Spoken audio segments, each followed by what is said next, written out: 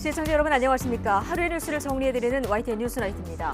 자료 제출 공방으로 1시간 만에 정해된 김영호 통일부 장관 후보자 인사청문회 오후에 속개되긴 했는데 극우 유튜버 논란 등이 쟁점이 됐습니다. 박근혜 전 대통령은 탄핵당할 만큼 잘못한 것이 없다는 발언 파장도 일고 있습니다. 어제 김남국 의원에게 권고된 제명 처분이 확정되려면 본회의에서 국회의원 200명 이상 찬성이 필요한데 168석 민주당이 열쇠를 쥐고 있죠. 지도부와 혁신위 그리고 의원들 사이에도 온도차가 감지되는데 친정인 민주당은 어떤 선택을 할지 전직 의원 두 분의 전망으로 들어보고요. 현직 대통령의 장모가 구속되는 초유의 일도 오늘 속보로 전해졌습니다. 나이트 포커스에서 함께 다뤄보겠습니다. 뉴스나이트 오늘의 헤드라인 보시고 바로 출발하겠습니다.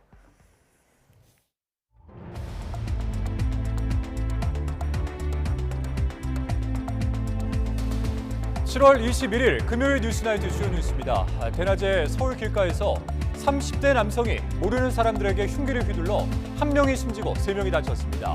경찰은 전과 기록이 있는 이 남성을 상대로 범행 동기를 조사하고 있습니다.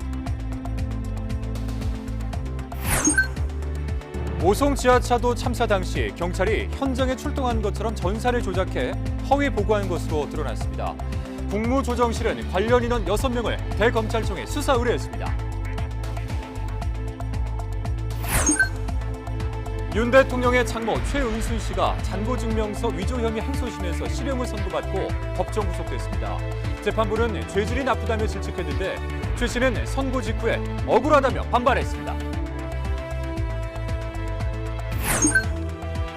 어제 울산에 이어서 오늘 전국 곳곳에서 정체불명의 우편물이 잇따라 발견됐습니다. 경찰은 테러 가능성과 함께 주문하지 않은 물건을 아무에게나 보내 실적을 부풀리는 브러싱 스캠일 가능성도 염두에 두고 수사하고 있습니다. 김영호 통일부 장관 후보자가 박근혜 전 대통령이 탄핵당할 만큼 큰 잘못을 했다고 생각하지 않는다고 말했습니다. 이와 함께 오늘 인사청문회에서는 김 후보자의 유튜브 활동과 대북관을 중심으로 여야 공방이 이어졌습니다. 주말인 내일 장마전선이 북상을 하면서 전국에 장맛비가 내리겠습니다. 기상청은 이번 비가 긴 시간 내리진 않지만 강할 것으로 예상한다며 추가 피해에 유의해달라고 당부했습니다. 초등학교 교사가 교내에서 목숨을 끊은 사건과 관련해서 해당 교사가 숨지기 전 학부모 민원으로 힘들어했다는 동료 교사들의 증언이 나왔습니다. 무너질 대로 무너진 교권 앞에 교사들의 분노가 커지자 교육당국도 긴급 대응에 나섰습니다. 보도에 김현아 기자입니다. 학교 담장을 따라 흰 국화꽃들이 빼곡히 들어찼습니다. 늘어선 조화만 천여 개. 하지만 여전히 전국에서 조화가 밀려들고 있습니다. 교대 4학년에 임용고시 공부까지 열심히 하시고 되게 기쁘게 학교에 출근하셨을 텐데 그냥 마음이 너무 안 좋아서 오게 돼요. 이게 언젠가 내일이 되지 않을 거라는 보장이 사실 없는 상황에서 저희를 보호할 수 있는 부분이 좀 부족한 건 있거든요. 이주호 부총리와 조희연 서울시 교육감도 각각 분향소를 찾아 고인을 애도했습니다. 고인이 악성 민원에 시달렸다는 증언이 나오면서 교원들의 분노는 더욱 커지고 있습니다. 서울교사노조는 고인 학급에서 학생이 연필로 이마를 걷는 일이 생겼는데 학부모가 수십 통씩 전화하고 교무실까지 찾아와 폭언했다는 증언을 전하며 진상 규명을 촉구했습니다. 교총도 지난 몇 년 학생 인권만 지나치게 우선돼 교실이 붕괴하고 있다며 더는 참지 않겠다고 선언했습니다. 아동학대 명예채권이 우리 교원들을 위한 것이 아닙니다. 선량한 학생들을 위한 것입니다. 다수의 학생들이 학습권을 침해받지 않고 수업을 받을 수 있는 권리를 지켜주기 위한 것임을 기억해 주십시오.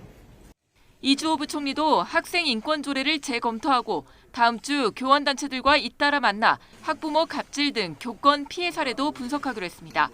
당정 협의를 통해 교권 강화를 위한 추가 입법에도 속도를 내겠다고 밝혔습니다. 아동학대 위반 행위 판단 시 학교에서의 교육활동이 보호될 수 있도록 국회의 입법 과정을 지원하겠습니다. 또한 교사와 학부모 간의 상담을 선진화하여 교원의 피해를 구제하는 방안을 또 앞으로 경찰 수사와 별개로 시교육청과 진상조사단을 꾸려 교권 침해 의혹 등을 조사합니다. YTN 김연아입니다. 서울 서초경찰서는 숨진 교사 A씨의 사망 원인을 밝히기 위해서 같은 학교 교사들을 차례로 불러 전수조사하기로 했습니다. 이와 함께 A씨의 주변 인물을 상대로도 조사를 이어가면서 학부모 등과 실제로 마찰이 있었는지도 수사할 예정입니다. A씨가 생전에 쓴 일기장에는 학교와 관련한 일로 힘들어했다는 내용이 담겼지만 특정 인물이나 상황이 기록되지는 않은 것으로 파악됐습니다. 초등학교 교사의 안타까운 죽음 앞에 정치권은 교권 보호 대책을 마련하겠다며 한 목소리를 냈습니다. 하지만 왜 이런 일이 생긴 건지 그 원인을 놓고는 책임론 공방이 벌어졌습니다. 김경수 기자의 보도입니다. 23살 초등학교 선생님의 안타까운 죽음에 여야 정치권은 일제히 애도를 표했습니다. 교권 강화 필요성도 강조했습니다. 고인의 안타까운 선택에 깊은 애도를 표하며 또한 이번 사건을 교권 상실의 비극적인 결과로 보는 전국 교사들의 깊은 분노에도 공감하는 바가 많습니다. 교권이 보장되지 않는 교실에 양질의 교육 또한 존재하기 어렵습니다. 거듭 고인의 명복을 빌면서 교권 보호 방안 마련에 최선을 다하겠다는 말씀을 드립니다. 하지만 교권 상실에 대한 교사들의 지적, 그리고 사회적 우려를 불러온 책임이 어디에 있는지를 놓고는 입장이 엇갈렸습니다. 국민의힘은 지난 정권에 화살을 돌렸습니다.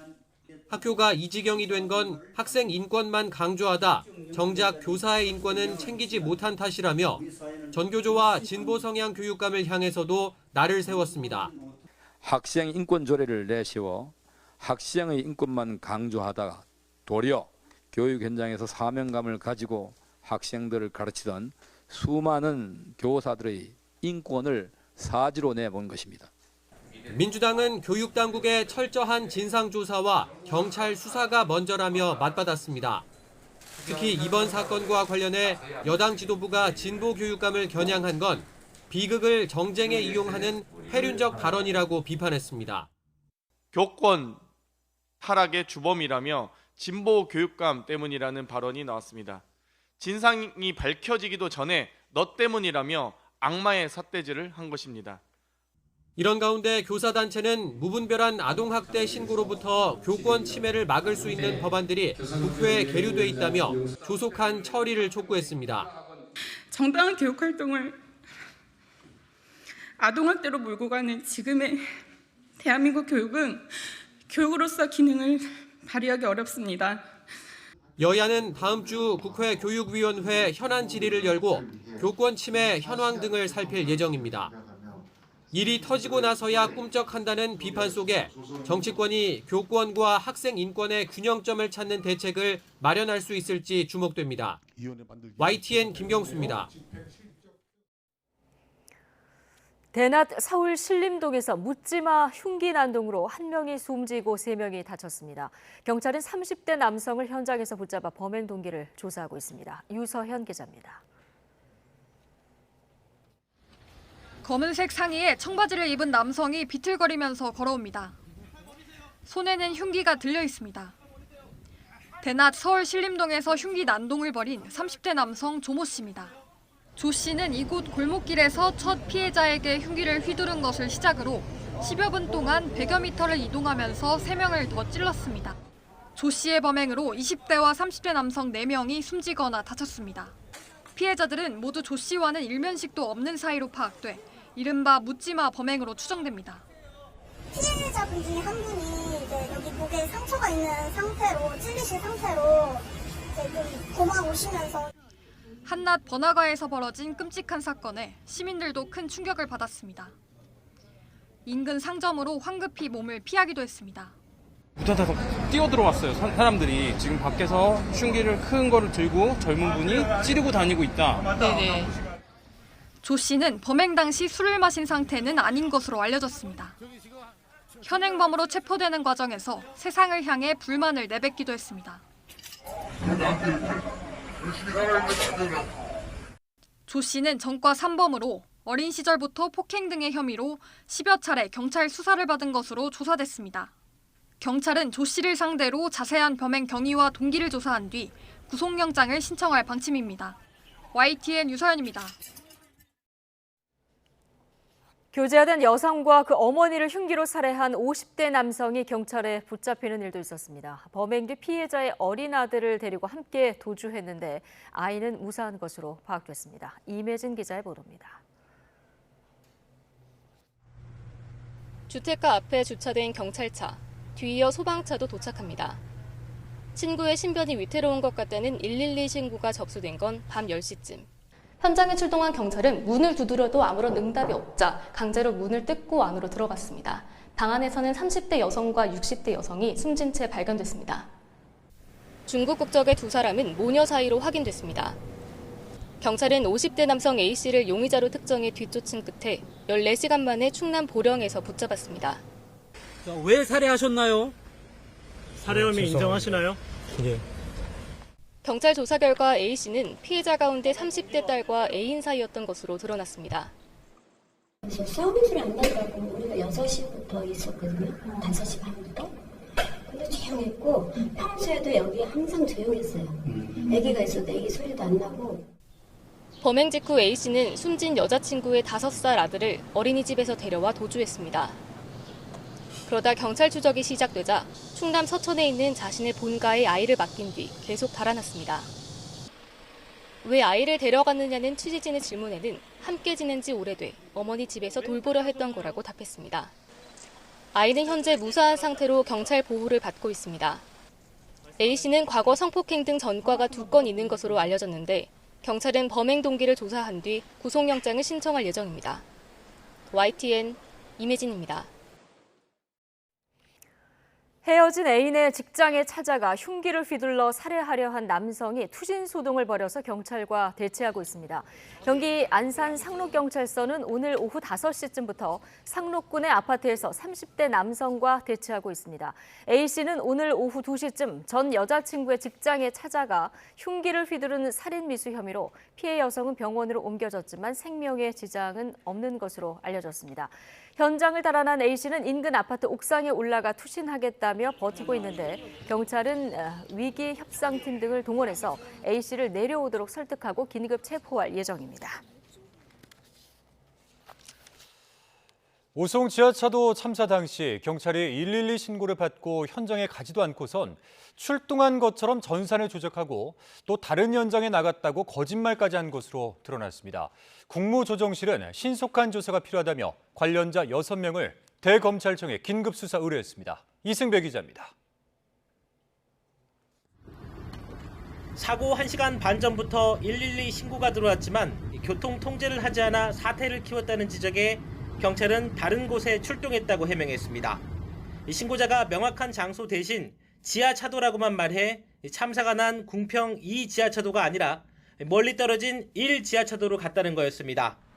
하지만 국무조정실 감찰 결과 경찰은 지하차도 어디에도 출동하지 않은 거로 드러났습니다.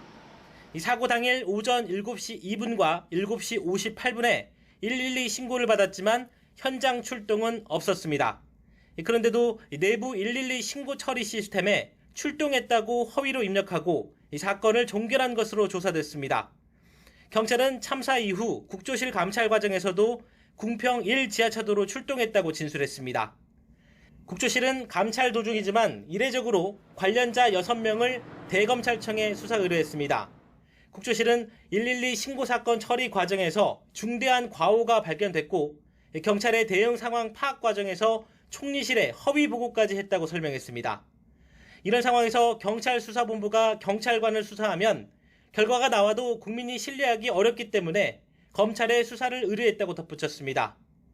충청북도와 청주시 등 관련 기관들이 서로 책임을 떠넘기면서 국민 공분이 거센 가운데 경찰이 전산 조작에 거짓 보고까지 한 정황이 감찰 조사에서 확인되면서 파장이 만만치 않을 거로 보입니다. YTN 이승배입니다.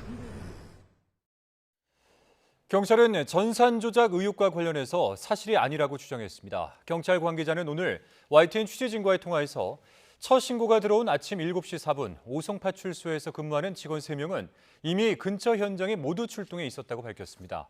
이 관계자는 신고가 들어온 위치가 이미 출동한 직원들이 있는 장소와 매우 가까운 곳이기 때문에 직원들이 출동하지 않았다는 것은 사실이 아니라고 설명했습니다. 또한 사고 장소인 궁평 2 지하차도가 정확하게 언급된 신고는 아침 8시 37분이 처음이었다면서 이 신고를 받고 오전 9시 1분쯤 침수 현장에 도착했다고 설명했습니다. 오송 지하차도 침수 사고와 관련해 국무조정실에서 수사 의뢰를 받은 검찰이 전담 수사본부를 꾸리기로 했습니다. 대검찰청은 관할 검찰청인 청주지방검찰청 배용원 검사장을 본부장으로 대검 정의도 감사 1과장을 부본부장으로 하는 수사본부를 꾸려 철저히 수사하겠다고 밝혔습니다.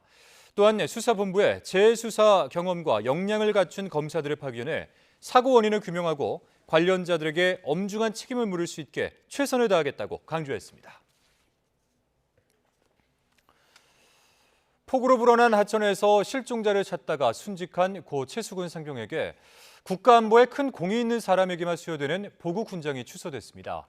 최 상병의 빈소에는 추모객들의 발길이 종일 이어졌습니다. 차상은 기자입니다. 경북 예천에서 실종자를 수색하다가 순직한 고 최수근 상병. 그의 아버지는 해병대 사령관에게서 건네받은 훈장을 아들의 영정 앞에 내려놓았습니다. 고인을 기리는 묵념이 이루어지는 동안 가족과 전우, 친구들의 눈시울은 다시 젖어들었습니다. 최 상병에게 추서된 훈장은 보국 훈장 광복장입니다. 거친 물살을 헤쳐가며 실종된 국민을 찾으려 한 최 상병의 희생이 국가 안전을 위한 공으로 인정됐습니다. 국가 안보에 뚜렷한 공적이 있는 분에게 수여되는 것입니다. 이번에 국가적 재난사태인 예천군 호흡 재난작전에 투입돼서 열심히 그리고 아주 숭고하게 작전을 수행한 고 최수근 상병의 영예를 높이기 위해 이번에 수여되었습니다. 각계각층에서 추모에 동참하며 보내온 조화가 빈소를 가득 채웠고 추모객들의 발걸음도 끊임없이 이어졌습니다. 이번 사고가 남일 같지 않다며 빈소에 온 다른 해병의 어머니는 안타까운 마음을 전했고 나라의 실수인 거잖아요. 그렇게 해서 젊은 아이가 자기의 꿈도 펴보지도 못하고 목숨을 잃었고 그 부모님 심정을 뭐라고 위로를 할 수도 없을 것 같고. 최 상병의 친구들은 다시 만날 수 없는 벗에게 마지막 인사를 건네며 영면을 길었습니다. 최 상병의 장지는 당초 고향과 가까운 임실 호국원이 검소됐지만 애도와 예우를 위해 대전 현충원으로 변경됐습니다. YTN 차상입니다. 문재인 정부의 4대강 보해체 결정 과정이 부적절했다는 감사원 감사 결과를 둘러싼 정치권 공방이 전현 정부 간 기싸움으로 비화되고 있습니다. 치수 사업에 어깃장을 놓지 말라는 여당의 비판에 야당은 정치적 의도가 담긴 표적 감사라고 반발했습니다. 정현우 기자입니다. 국민의힘은 4대강 보해체 결정 과정의 문제점을 지적한 감사원 감사 결과를 통해 문재인 정부의 국정농단 사례가 드러났다고 맹공을 퍼부었습니다. 국가의 기본 역할인 물관리, 즉 치수 사업에 민주당이 좌편향적 이념을 끌어들였던 겁니다. 꼭 필요한 치수 사업을 방해하는 것은 최악의 국정 발목 잡기라는 것을 분명히 말씀드립니다. 이념이 과학을 짓밟고 국민이 그 피해를 짊어지게 되는 일이 반성은커녕 국정을 발목 잡기 위해 어깃장을 놓고 있다며 거친 비판도 쏟아냈는데 민주당은 당장 반발했습니다. 특히 문재인 정부에 몸담았던 의원들이 들고 일어났습니다. 4대강 사업에 대한 감사원의 감사를 여권의 입맛에 맞춘 표적 감사로 규정하고 조목조목 반박했습니다. 시민단체 의견을 듣는 정당한 절차를 문제 삼는 건 여론몰이라며 정부의 4대강 후속 사업을 도우려는 것 아니냐고 쏘아붙였습니다. 지난 정부의 결정에 결정적 문제가 있다는 결론을 제시하지는 못하고 있다. 제2의 4대강 사업을 위한 물대기 감사였다는 것을 여실히 드러내고 있다. 4대강 보해체를 둘러싼 여야 간 공방은 전현 정부를 각각 겨냥한 난타전으로 이어졌습니다. 국민의힘은 사드 환경 영향평가 지연 의혹 등을 고리로 민주당이 지금도 정치적 목적을 위해 각종 괴담을 퍼뜨린다고 날을 세웠고 광우병 괴담, 사드 괴담, 후쿠시마 괴담에 이어 김건희 여사의 에코백 속에 명품 가방이 있었다느니 등 악의적인 소문을 유포하는 것도 모자라 민주당은 폭우 대처 과정에서 드러난 정부 여당의 무능에 대한 책임론을 물타기하지 말라고 맞섰습니다. SNS상에 무정부 상태라는 해시태그가 유행하고 있습니다. 그런데도 이 정부는 뼈저린 반성을 하기보다는 책임 회피, 책임 떠넘기기에 정부와 여당은 오는 일요일 고위당정 협의회를 열고 수해 종합대책을 논의합니다. 이 자리에서 지류지천 정비 등을 포함한 포스트 4대강 사업의 필요성이 강조될 가능성이 있는데 야당과의 신경전이 불가피해 보입니다. YTN 정윤우입니다.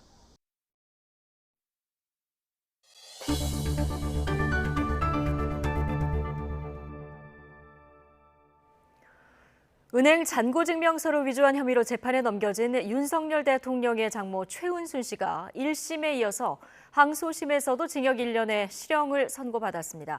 재판부는 최 씨가 범죄를 다시 저지를 위험이 있고 도주의 우려가 있다면서 법정 구속했습니다. 권준수 기자입니다. 윤석열 대통령의 장모 최은순 씨가 입을 굳게 다문 채 법원에 들어섭니다. 사문서 위조와 부동산 실명법 위반 혐의로 항소심 선고 공판에 출석하기 위해서입니다. 위조된 잔고증명서가 실제로 법원에 소송 증거로 제출되는지 모르셨나요? 고촌동상 차명으로 산 혐의 인정하십니까?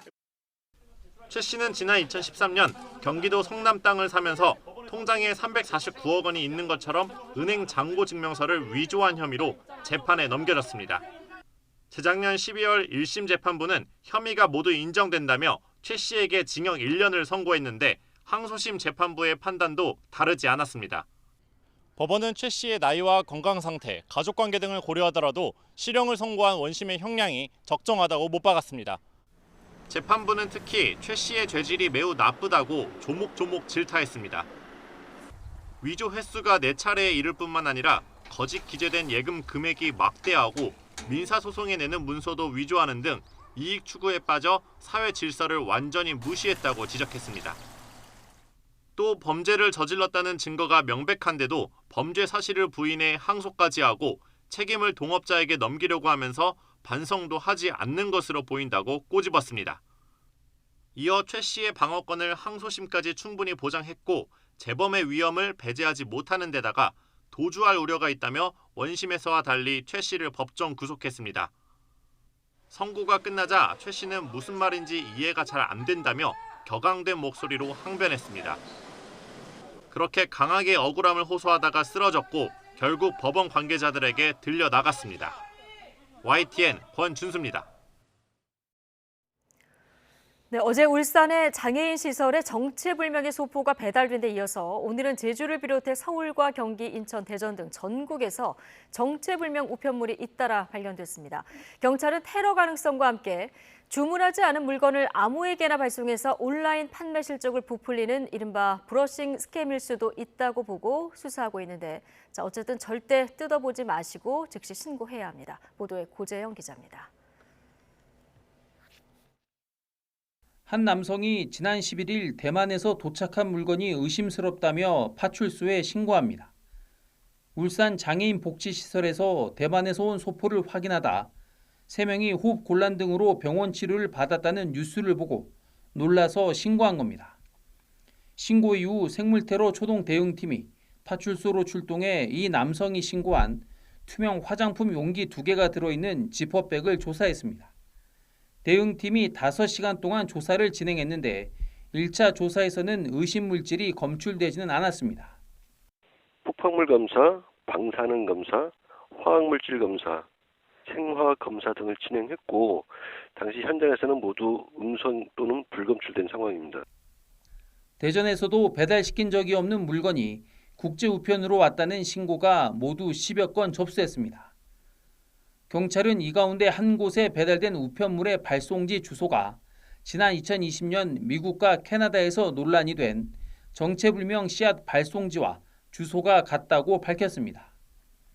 경찰은 테러 가능성과 함께 주문하지 않은 물건을 불특정 수취인에게 발송한 뒤 물건을 받은 사람인 척 상품평을 올려 판매 실적을 부풀리는 이른바 브러싱 스캠 가능성도 염두에 두고 수사하고 있습니다. 각 지자체와 경찰은 의심 우편물을 발견하면 열지 말고 즉시 경찰에 신고하고 냄새를 맡거나 맨손으로 만지는 행동을 자제해달라고 당부했습니다. YTN 고재영입니다. 수도권에서도 정체를 알 수 없는 우편물이 배달됐다는 신고가 접수됐습니다. 서울 서초경찰서는 오늘 타이완에서 배송된 수상한 소포가 서초 우체국에 보관돼 있다는 신고를 받고 출동했습니다. 소포 내용물은 냄새가 없는 반죽 형태의 물품으로 폭발물은 아닌 것으로 파악됐습니다. 경기 용인 동부경찰서도 오전 11시쯤 용인시 처인구에 있는 공장에 의문의 우편물이 도착했다는 신고를 접수했습니다. 다만 우편물 안에서는 아무런 내용물이 없었다며 소방당국과 군당국도 함께 조사에 나섰지만 이상이 없었다고 설명했습니다. 또 인천 삼산경찰서에도 한 달 전 집에 타이완발 우편이 왔다는 112 신고가 접수됐지만 경찰은 특이사항은 없는 것으로 보고 있습니다. 오늘 김영호 통일부 장관 후보자에 대한 국회 인사청문회가 열렸는데 김 후보자의 이념 성향을 놓고 여야 간 공방이 벌어졌습니다. 특히 박근혜 전 대통령이 탄핵당할 만큼 큰 잘못을 했다고 생각하지 않는다는 발언이 논란을 불러왔습니다. 박기환 기자입니다. 극우 성향을 가진 사람이 통일부 장관이 돼선 안 된다고 줄곧 비판했던 야당은 김영호 후보자의 과거 글을 꺼내들었습니다. 박근혜 전 대통령 탄핵 결정을 체제 전복에 비유한 걸 문제 삼은 겁니다. 박근혜 대통령 탄핵할 때 제가 더불어민주당 원내대표였거든요. 네. 저는 체제 전복 세력인가요? 그렇지 않습니다. 그런 이제 우려가 있다는 걸 제가 학자로서 말씀을 드린 겁니다. 그런데 곧바로 뒤이은 김 후보자의 발언이 논란의 불씨를 댕겼습니다. 박근혜 대통령 탄핵은 옳지 않았다고 생각하신 건가요? 헌재 결정은 제가 받아들이지만은 네. 박근혜 대통령이 탄핵을 당할 만큼 큰 잘못을 했다 이렇게 박근혜 생각하지 대통령이 않습니다. 탄핵 당장 윤석열 대통령이 검사 시절 박근혜 전 대통령을 수사했다는 야당의 공세가 이어지자 김 후보자는 한 발 물러섰습니다. 당시 검사로서 자기의 직분을 했다 이렇게 생각하고 있습니다. 청문회의 쟁점은 김영호 후보자가 통일부 장관으로서 적절한 대북관을 가졌는지로 확산했습니다.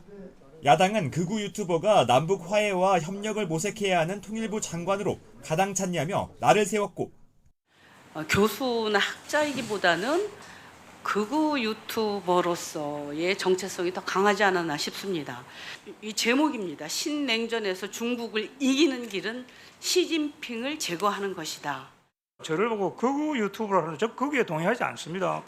여당은 북한의 무력 도발과 위협이 잇따르는 상황에서 남북관계를 정상화하기 위해선 김 후보자 같은 장관이 원칙 있게 대응해야 한다고 엄호했습니다.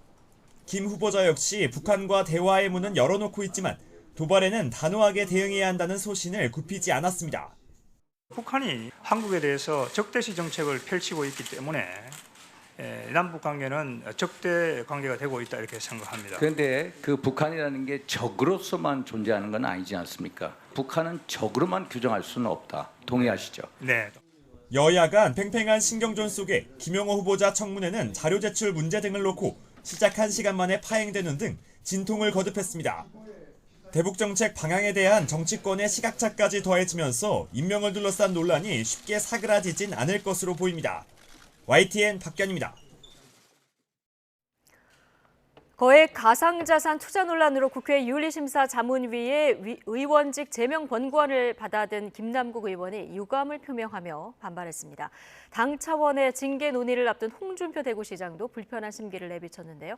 앞으로 징계 수위에 어떤 영향을 미칠지 주목됩니다. 손효정 기자입니다. 국회 윤리심사 자문위가 제명 권고안을 결정한 이튿날 김남국 의원은 국회의 모습을 보이지 않았습니다. 대신 SNS를 통해 입장을 내놨습니다. 자문위의 제명 권고는 유감이라며 객관적이고 공정한 기준이 형평에 맞게 적용된 건지 의문스럽다고 비판했습니다. 김 의원이 상임위 회의 도중 200차례 이상 코인을 거래했고 소명 역시 부족했다는 자문위의 판단을 반박한 겁니다. 소명이 안 된 부분도 있고 그동안에 해왔던 이런 내역이라든가 이런 여러 가지를 고려해서 했습니다. 김 의원은 국회 윤리특위, 즉 동료 의원들의 논의 기구에서 충분히 더 설명하겠다며 자문위의 제명 권고안에 대해 사실상의 다툼을 예고했습니다. 포구 골프 논란으로 당 차원의 징계 절차가 시작된 홍준표 대구시장도 불편한 심기를 숨기지 않은 건 마찬가지입니다. 과하지욕, 큰 뜻을 위해 치욕을 참는다는 뼈있는 말을 SNS에 올렸습니다. 뒤늦게 지우긴 했지만 대선 후보와 대표까지 지낸 자신에 대한 당 윤리위의 징계 절차가 치욕스럽다는 걸 알리려 한 것 아니냐는 해석이 나왔습니다. 당장 당내에선 윤리위의 징계 개시 전날 기자회견을 자청해 사과한 홍 시장의 진정성을 의심하는 분위기도 감지됩니다. 전국적으로 수혜가 우려되는 상황에서 부적절했다는 지적은 겸허하게 받아들입니다. 김남국 의원과 홍준표 시장에 대한 후속 징계 절차는 다음 주 이후부터 본격적으로 진행됩니다. 두 사람의 반발 기류가 앞으로 논의 과정에서 긍정적 요소로 작용할지 아니면 자충수가 될지 정치권의 시선이 쏠려 있습니다. YTN 손유정입니다. 주말인 내일은 장마전선이 북상하면서 다시 전국에 장맛비가 내리겠습니다. 특히 밤사이 중부지방에는 최고 150mm 이상의 호우가 쏟아질 것으로 보여서 추가 피해가 우려되고 있습니다. 정혜윤 기자의 보도입니다. 장마가 소강 상태를 보이는 사이 전국이 뜨거운 가마솥처럼 변했습니다. 경기도 양주 기온이 사람 체온보다 높은 38도 가까이 치솟았고 서울 강남구도 36.5도를 기록했습니다. 공식 기온도 전주가 35.4도를 기록하며 여름이 시작된 6월 이후 내륙 최고 기온을 기록했습니다. 이 같은 날씨는 주말부터 급변하겠습니다. 장마전선이 북상하면서 다시 전국에 장맛비가 내릴 것으로 보이기 때문입니다. 특히 주말 밤사이 수도권을 비롯한 중부지방에는 최고 150mm의 호우가 집중될 것으로 보여 추가 피해가 우려됩니다. 정체전선에 동반된 저기압의 영향으로 이번 주말 동안 전국 대부분 지역에 장맛비가 내리겠는데요. 특히 수도권을 중심으로는 23일 새벽부터 오전 사이 시간당 30에서 60mm 내외의 매우 강한 비가 집중될 것으로 예상됩니다. 특히 저기압 중심이 북한 지방을 통과하며 경기 북부와 영서 북부에 강한 비가 집중될 가능성이 있어 인근 지역 산간 계곡에서는 고리비나 침수 피해에도 대비해야 할 것으로 보입니다. 이후 장마전선은 점차 남하해 일요일 밤부터 월요일 오전 사이 남해안에 또 한 차례 100mm 이상의 호우를 쏟아부을 전망입니다. 기상청은 이번 장맛비는 강수 시간은 길지 않지만 한 번 내릴 때 강하게 쏟아지겠다며 추가 피해에 각별히 유의해 줄 것을 당부했습니다. 장마전선은 다음 주까지 한반도에 더 영향을 주겠지만 북상하는 5호 태풍 독수리 진로와 북태평양 고기압의 확장 여부에 따라 유동적일 것으로 보입니다. YTN 정혜윤입니다. 네, 북한이 자의적 해석에 따라 선제적으로 핵무기를 사용할 수 있도록 한 핵무력 정책법령을 가동하겠다 이렇게 위협을 했는데요. 42년 만에 이루어진 미국 전략핵 잠수함 국내 기항과 같은 이러한 한미 확장 억제 강화에 부담을 느끼고 있는 것으로 풀이되는 가운데 군 당국은 핵 공격을 하면 북한은 종말을 맞게 될 것이라고 경고했습니다. 최도희 기자입니다. 지난해 9월 우리의 국회에 해당하는 최고인민회의를 연 북한. 이 자리에서 김정은 국무위원장은 이른바 핵무력 법제화를 천명했습니다. 공화국 핵무력은 우리 국가에 대한 미국과 그 추종 세력들이 엄중한 정치 군사적 도발을 억제하고 전망적인 위협을 관리하는 데서 자기의 중대한 사명을 책임적으로 수행할 것이며 바로 이에 대하여 오늘 국법으로 명기하였습니다. 당시엔 법제화한 핵무기 사용 조건이 매우 포괄적이고 자의적이라는 평가를 받았는데 북한 강순남 국방상 담화에선 전략핵 잠수함의 부산 기항을 특정하며 법에서 정한 핵공격 조건에 해당한다고 위협한 겁니다. 그만큼 북한이 한미 핵협의그룹 NCG 출범은 물론 42년 만에 이루어진 미국 전략핵 잠수함 기항을 포함한 전략자산 전개에 큰 부담을 느낀 것으로 풀이됩니다. 미국의 그 대한 확장 억제 공약이 강화가 되고 이게 단순히 그 외교적인 어떤 표현이 아니라 실질적인 조치로 그 차질 없이 이행되고 있다는 거에 대해서 상당 부분 지금 압박을 느끼고 있는 것 같습니다. 우리 국방부는 미국의 전략 핵잠수함 기항 등은 북한의 핵 위협에 대한 한미동맹의 정당한 방어적 대응 조치라며 북한의 주장을 일축했습니다.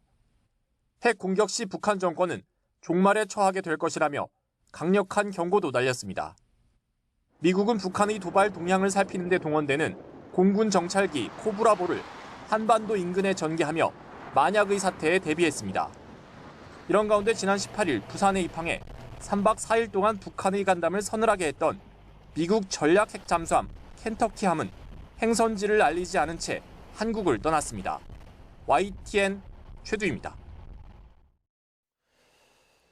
민주당 전당대회 돈봉투 의혹으로 구속된 송영길 전 대표의 전직 보좌관 박모 씨가 재판에 넘겨졌습니다. 서울중앙지방검찰청은 오늘 정당법과 정치자금법 위반 혐의 등으로 박 씨를 구속 기소했습니다. 박 씨는 민주당 전당대회를 앞둔 재작년 4월 스폰서로 알려진 사업가에게서 받은 5천만 원을 비롯해 모두 6천만 원을 윤관석 의원에게 조달한 혐의를 받습니다.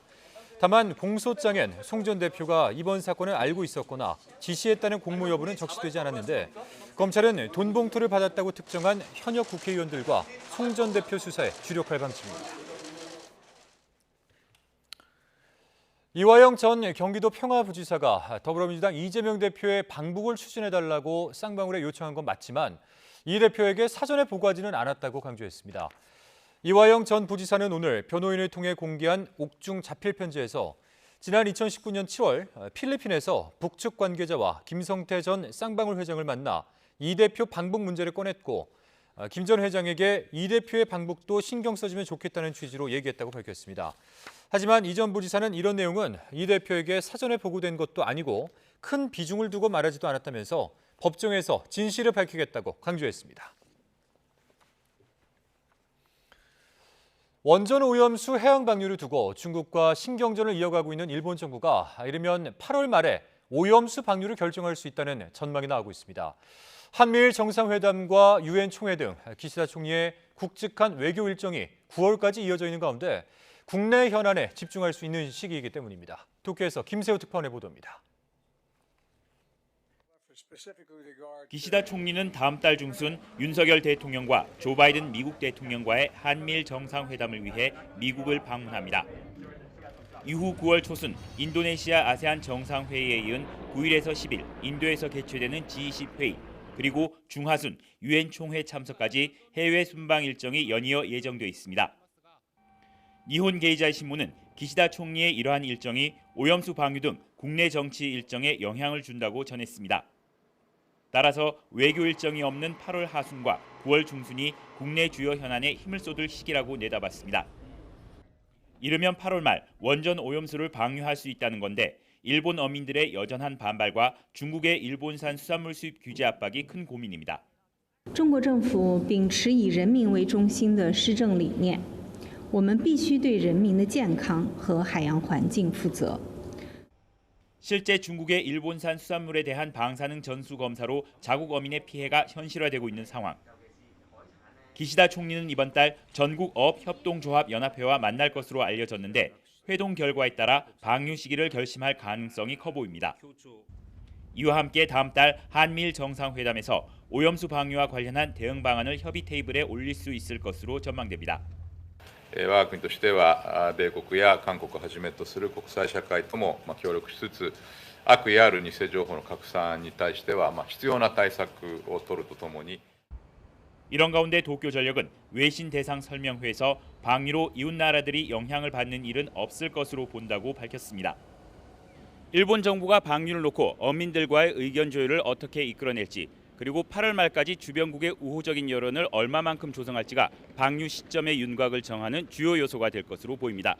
도쿄에서 YTN 김세호입니다.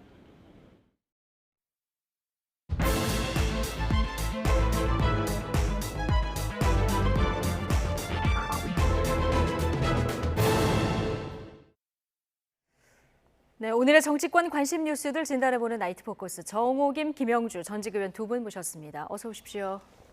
안녕하세요. 안녕하십니까. 자, 거액의 코인 거래 논란에 휩싸인 김남국 의원에게 가장 높은 징계 수위인 의원직 제명 권고가 어제 내려졌는데 오늘 김남국 의원의 반응이 나왔습니다. 자, 이걸 받아들인다 이건 아니고 송구합니다 일단 얘기를 했고요. 그러나 제명 권고에는 유감을 표합니다 얘기를 했습니다. 자, 그래픽에 저희가 정리를 했는데 보여주시면 될 것 같고요. 객관적이고 공정한 기준이 형평에 맞게 적용된 것인지 의문스럽습니다. 자, 이런 반응이 나왔는데요. 자, 김영주 의원님, 이거 네. 사실상 좀 다툼을 예고한 거라고 봐야 될까요? 우선 첫 번째로는 지금 현재 국회 21대 계류돼 있는 의원 징계안이 39건입니다. 네. 근데 앞에 있는 38건이 다 계류 중이거든요. 그래서 그런 비분적으로 34건이 상정도 안 됐고 나머지 4건이 소위에 있습니다. 그 앞에 그 처리는 하나도 안 하고 38건을 건너뛰어서 마지막 자기 건에 대해서는 아주 정광석화처럼 저렇게 하는 것에 대해서 과연 형평성이 맞냐라고 하는 어떤 불만, 그런 부분은 불만을 가질 만하다고 보여져요. 그러나 뭐 그런 어떤 절차적인 문제, 형평성의 문제를 뛰어넘어서 그냥 김남국 그 의원권에 있어서는 여러 가지 내부적으로 지금 이런 결정이 나왔다는 뜻은 뭐냐면 민주당이 지정한 분조차도 이건 심각한 문제가 있다라는 것을 인정하는 것이기 때문에 김남국 의원이 받아들여야 된다는 것이고요. 그래서 크게 보면 두 가지, 어쨌든 윤리적인 측면에서 상임이나 청문회나 이런 과정에서 실제로 코인 거래를 했다. 자기가 말했던 것보다 훨씬 많은 뭐 200개 이상 이제 그런 부분도 있고, 또 실제로 아무리 디지털 자산에 대한 어떤 그 재산 등록의 의무가 없다 하더라도 실제로 당시 상황에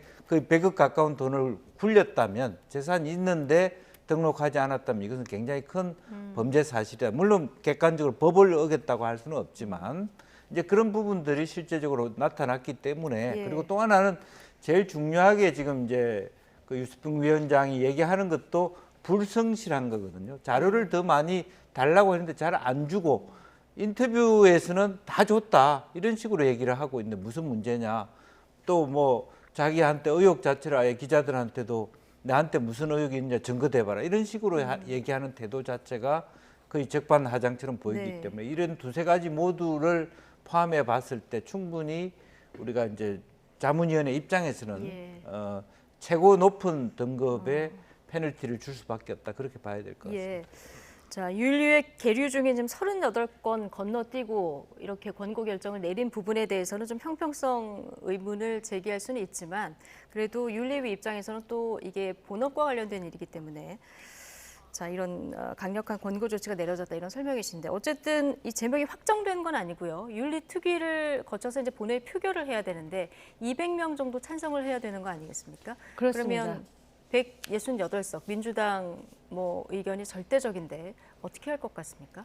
그래서 사실은 이 제명이 되느냐 안 되느냐에 따라서 국민들, 특히 유권자들이 민주당이 과연 혁신을 향해서 가고 있느냐를 가늠하는 잣대가 될 가능성이 매우 큽니다. 그렇기 때문에 민주당도 이미 그것을 의식해가지고 친명계에서는 상당히 지금 유보적으로 지금 말을 아끼면서 심지어 장경태 최고위원 같은 경우는 무기명 투표라서 국민의힘에서 오히려 방탄 정당이다라는 프레임을 씌우기 위해서 국민의힘에서 반대표가 나올 수 있다라는 엉뚱한 소리까지 나옵니다. 이른바 역투표 가능성. 그렇습니다. 근데 국민의힘에서 왜 역투표를 하겠습니까? 그러니까는 민주당 내에서 지금 그 역투표를 할 가능성을 오히려 이렇게 국민의힘에 정파적으로, 그러니까 말장난같이 지금 이런 상황까지 벌어지는 것은 민주당 내의 친명계에서는 이 제명하는 이 권고에 대해서 아직 받아들일 준비가 되어 있지 않은 것 같습니다. 그러나 민주당 내의 의원들이라든지 또 혁신위는 입장이 다를 것으로 보여지고요. 다른 것보다도 지금 그 징계가 게시되는 과정에서 이미 김형주 의원이 지적하셨지만 자료 제출하라 그러는데 제대로 자료 제출도 하지 않고, 그래서 이 권고를 하는 자문위에서 오히려 이 김남국 의원이 제출한 자료가 아닌 위믹스 거래와 관련해서 빗썸 등 공개된 자료를 가지고 추론을 해봤더니 상임위에서 한두 차례라고 본인은 얘기했지만 자그마치 200회의 거래를 했다라는 것, 그리고 뭐 99억의 뭐 거래액 내지는 잔고액 이런 얘기까지 나오고 있지 않습니까? 이렇게 볼 때 태도와 품위에 있어서 매우 불량한 초선위원이었다라는 것을 스스로 보여주고 있기 때문에 지금 민주당이 앞으로 어떻게 할 것인가가 내년 총선에 민주당이 민주당의 어떤 지지를 견인하는 가늠자가 될 것이고, 정말 흥미로운 거는 김남국 의원은 탈당을 해갖고 민주당 의원도 아닙니다. 근데 민주당에서 이게 고민한다는 자체가 탈당이 그런 꼼수였다는 것이야. 요번에 혁신위에서 지금 다음 혁신 과제가 꼼수 탈당을 막는 일이라 그러는데 이런 부분에 대해서 국민의 판단이 있으리라 보여집니다. 네. 탈당은 했지만 뭐 친정 아니겠습니까? 이 친정인 민주당의 고심이 커지고 있는데요. 앞서 말씀하신 대로 혁신위하고 지도부 그리고 의원들 사이 약간의 온도차가 좀 느껴지는 이런 상황입니다. 짚어주신 장경태 의원 발언까지 준비했는데요. 함께 듣고 오시겠습니다.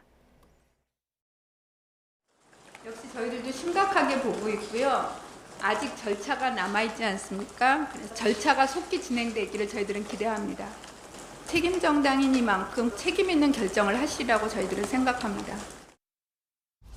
국회 윤리위가 적절하게 잘 판단할 겁니다.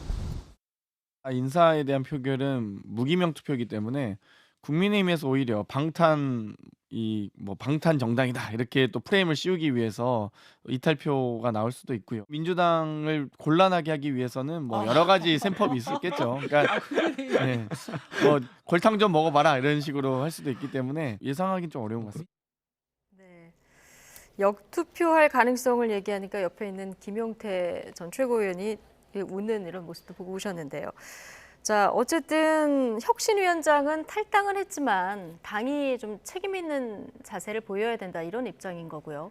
근데 지금 민주당 지도부는 이재명 대표를 포함해서 좀 선을 그는 이런 모습이거든요. 오늘 뭐 강선우 대변인 얘기를 들어봐도 최고위원 회의에서 아무도 이거 언급을 안 했다는 거예요. 네. 그래서 그런 부분이 좀 아쉬운 부분이죠. 정확하게 의견을 제시해서 뭐 어쨌든 그 민주당에 있던 탈당을 해서 무소속이든 간에 저와 같은 행위 자체는 기본적으로는 민주당은 최소한 그 전문가 그룹들이 한 또 자문위원들이 한 그런 권고안에 대해서 말하자면 매우 무겁게 받아들인다라는 정도의 코멘트는 했어야 된다고 보여집니다. 그래서 그런 부분에 애써 피해가는 듯한 모습을 보이는 게 바람직하지 않고, 누구도 지금 장경태 의원은 뭐 프레임 얘기를 하지만 실제로 저분이 직접 무기명 투표에서 과연 찬성표를 던질까요? 그런 부분도 의심스러운 얘기예요. 실제로 그 말은 저렇게 하고 있지만 실제로 이제 윤리특위에서 최종 결정이 나서 제명 처리를 한다고 했을 때 투표했을 때 과연 민주당의 167명의 의원들이 몇 표나 말하자면 그 소위 뭐 100명 플러스 100명 정도가 더 찬성을 해야지 제명이 될 텐데 그 제명에 대한 입장을 민주당 의원들이 갖고 있느냐. 어떻게 될 것 같습니까? 저는 제가 생각할 때는 그 당론으로 뭐 결정하지 않은 상태 자율투표를 하고 예컨대 뭐 180표 정도가 가되는 정도에서 약간 뭐 20-30표 모자라게 부결되는 정도가 되지 않겠나. 그것도 굉장히 높게 본 겁니다. 민주당 의원들이 총선을 앞두고 머리를 많이 고민을 해서 지금 이게 그래도 좀 가결되면 좋겠다는 생각을 많은 의원들이 할 거예요. 그러나 의원들이라고 하는 것은 솔직히 얘기하면 모두 그 무기명 투표이기 때문에 국민의힘 의원조차도 100% 다 찬성한다는 그걸 모릅니다. 아무도 솔직히. 이제 그렇기 때문에 실제적으로 보면 그 의원 그 투표 본회의장에 앉아 있으면 소위 온정주의라는 차원도 작용하기도 해요. 여야를 떠나서. 그래서 쉽게 200표를 넘기가 그렇게 만만치 않다. 그 역사적으로 다 그 말하자면 79년 김영삼 총재 때 그때는 사실 거의 변칙도 있었던 것이고 뭐 공화당과 유정희가 같이 힘을 합쳐서 그런 식으로 아주 날치기로 통과시켜서 그런 거지 실제적으로 한 건도 제대로 통과된 적이 없는 게 사실이거든요. 근데 사실 그 전에 자진 사퇴하는 분들도 좀 있었고요. 윤리 표결까지 가기 전에 박찬대 의원 같은 경우는 오늘 뭐 가상자산 보유를 자진심과 다른 의원들과의 형평성도 좀 고려해야 된다 이런 얘기를 하는 걸 보면은 말씀하신 대로 뭐 200명 찬성표가 나오는 것이 만만치 않다 이렇게 전망을 하셨는데 어쨌든 얼마 전까지 민주당 의원이었고요. 민주당 의원으로 출발했는데 김남국 의원이 이런 당에 좀 부담을 덜기 위해서 자진 사퇴할 가능성은 없다고 보십니까? 그런데 그냥 민주당 의원이 아니고요. 이재명 대표의 최측근이라고 할 수 있는 친명계 핵심 초선 의원 아니었습니까? 네. 그런데다가 이 박찬대 의원도 제가 알기로는 친명계 최고위원입니다. 그런데 지금 뭐 형평성 문제를 얘기하잖아요. 이런 걸 보면은 지금 제 식구를 감싸기 위해서 물타기를 한다라는 생각이 들 정도입니다. 그러니까는 꼼수 탈당이었다라는 그런 확인과 함께 이 사람들은 김남국 의원을 제명시킬 준비는커녕 그럴 생각조차 지금 없는 게 아닌가. 근데 만약에 지금 200표 정도가 이제 나와야 된다고 그러는데 제명을 시키기 위해서는 근데 만약에 터무니없이 많은 표가 그것을 반대하게 된다면은 민주당에 대한 조금 전에도 말씀드렸지만 그 인식이 지금도 여론조사를 보면은 정부라든지 집권 여당이 여러 가지 그 문제를 제기할 수 있는 그런 상황을 만들면도 불구하고 야당으로서의 반사이익도 지금 못 갖고 있는 상황 아닙니까? 그런 상황에서 지금 민주당의 분위기가 이 자기 식구 챙기는 이런 식의 매우 그 단견스러운 그런 그 태도를 보인다면은 아마 그 결과를 또 책임져야 되는 상황이 오지 않을까 이렇게 보여집니다. 네. 오늘 민주당 혁신위가 혁신안 패키지를 발표를 했습니다. 5가지 정도 내용이 되는데 이 중에서 가장 눈에 띄는 게 하나 있던데요. 체포동의안 표결을 기명으로 하자 이런 내용이에요. 어떻게 보십니까? 좀 저는 굉장히 생뚱맞다고 봅니다. 혁신이라고 하면 체포동의안을 버리는 게 혁신이죠. 그걸 무기명에서 기명으로 만약 예를 들어서 이재명 대표 체포동의안을 기명으로 한다고 해보십시오.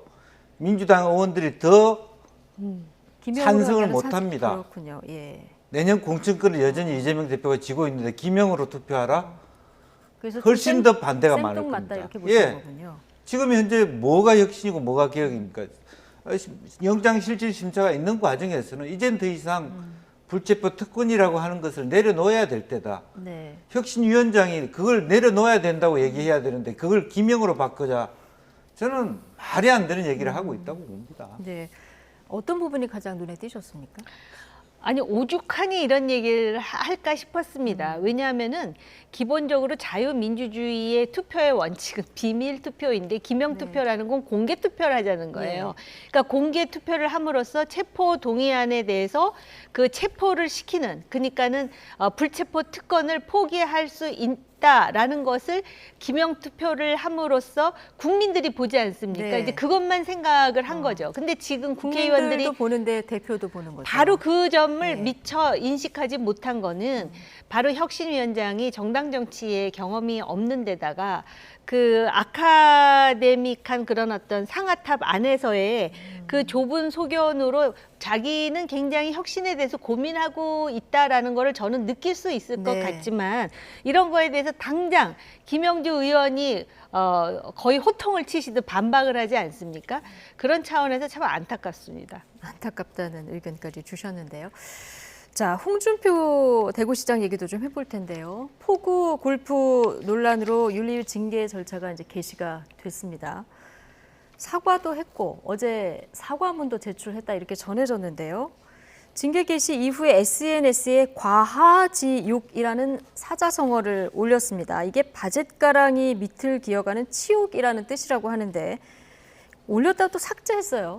왜 올렸다가 삭제했을까요? 사실은 이제 그 과하지욕이란 말 자체는 진정 어린 사과가 아니란 뜻이에요. 어쩔 수 없이 내가 치사하지만 한다, 사과를. 그런 뜻으로 얘기하니까 이게 말이 안 되는 거죠. 사과를 하신다면 진정한 마음으로 사과를 하셔야지 억지로 내가 사과하고 있다라고 또 밝힌 거잖아요. 그럼 이건 뭐 사과까지 했는데 징계 개시 결정을 한 데 대한 불만이다 이렇게 보시는 건가요? 그런데 결국 이걸 또 내렸잖아요. 내린 건 왜 내렸다고 또 보십니까? 그러나도 징계를 받으면 안 되잖아요. 네. 그리고 또 하나는 근본적으로 이분이 대구시장으로 대구에 별 비가 안 오고 또 매뉴얼 상태로서 별 문제가 없다고 하지만 이분은 어쨌든 여전히 차기 대선 후보 아닙니까? 예. 그러면 다른 지역에서는 비가 와서 사람들이 죽어도 나는 상관없다. 대구에만 비 안 오면 이런 태도를 취한 거 아닙니까?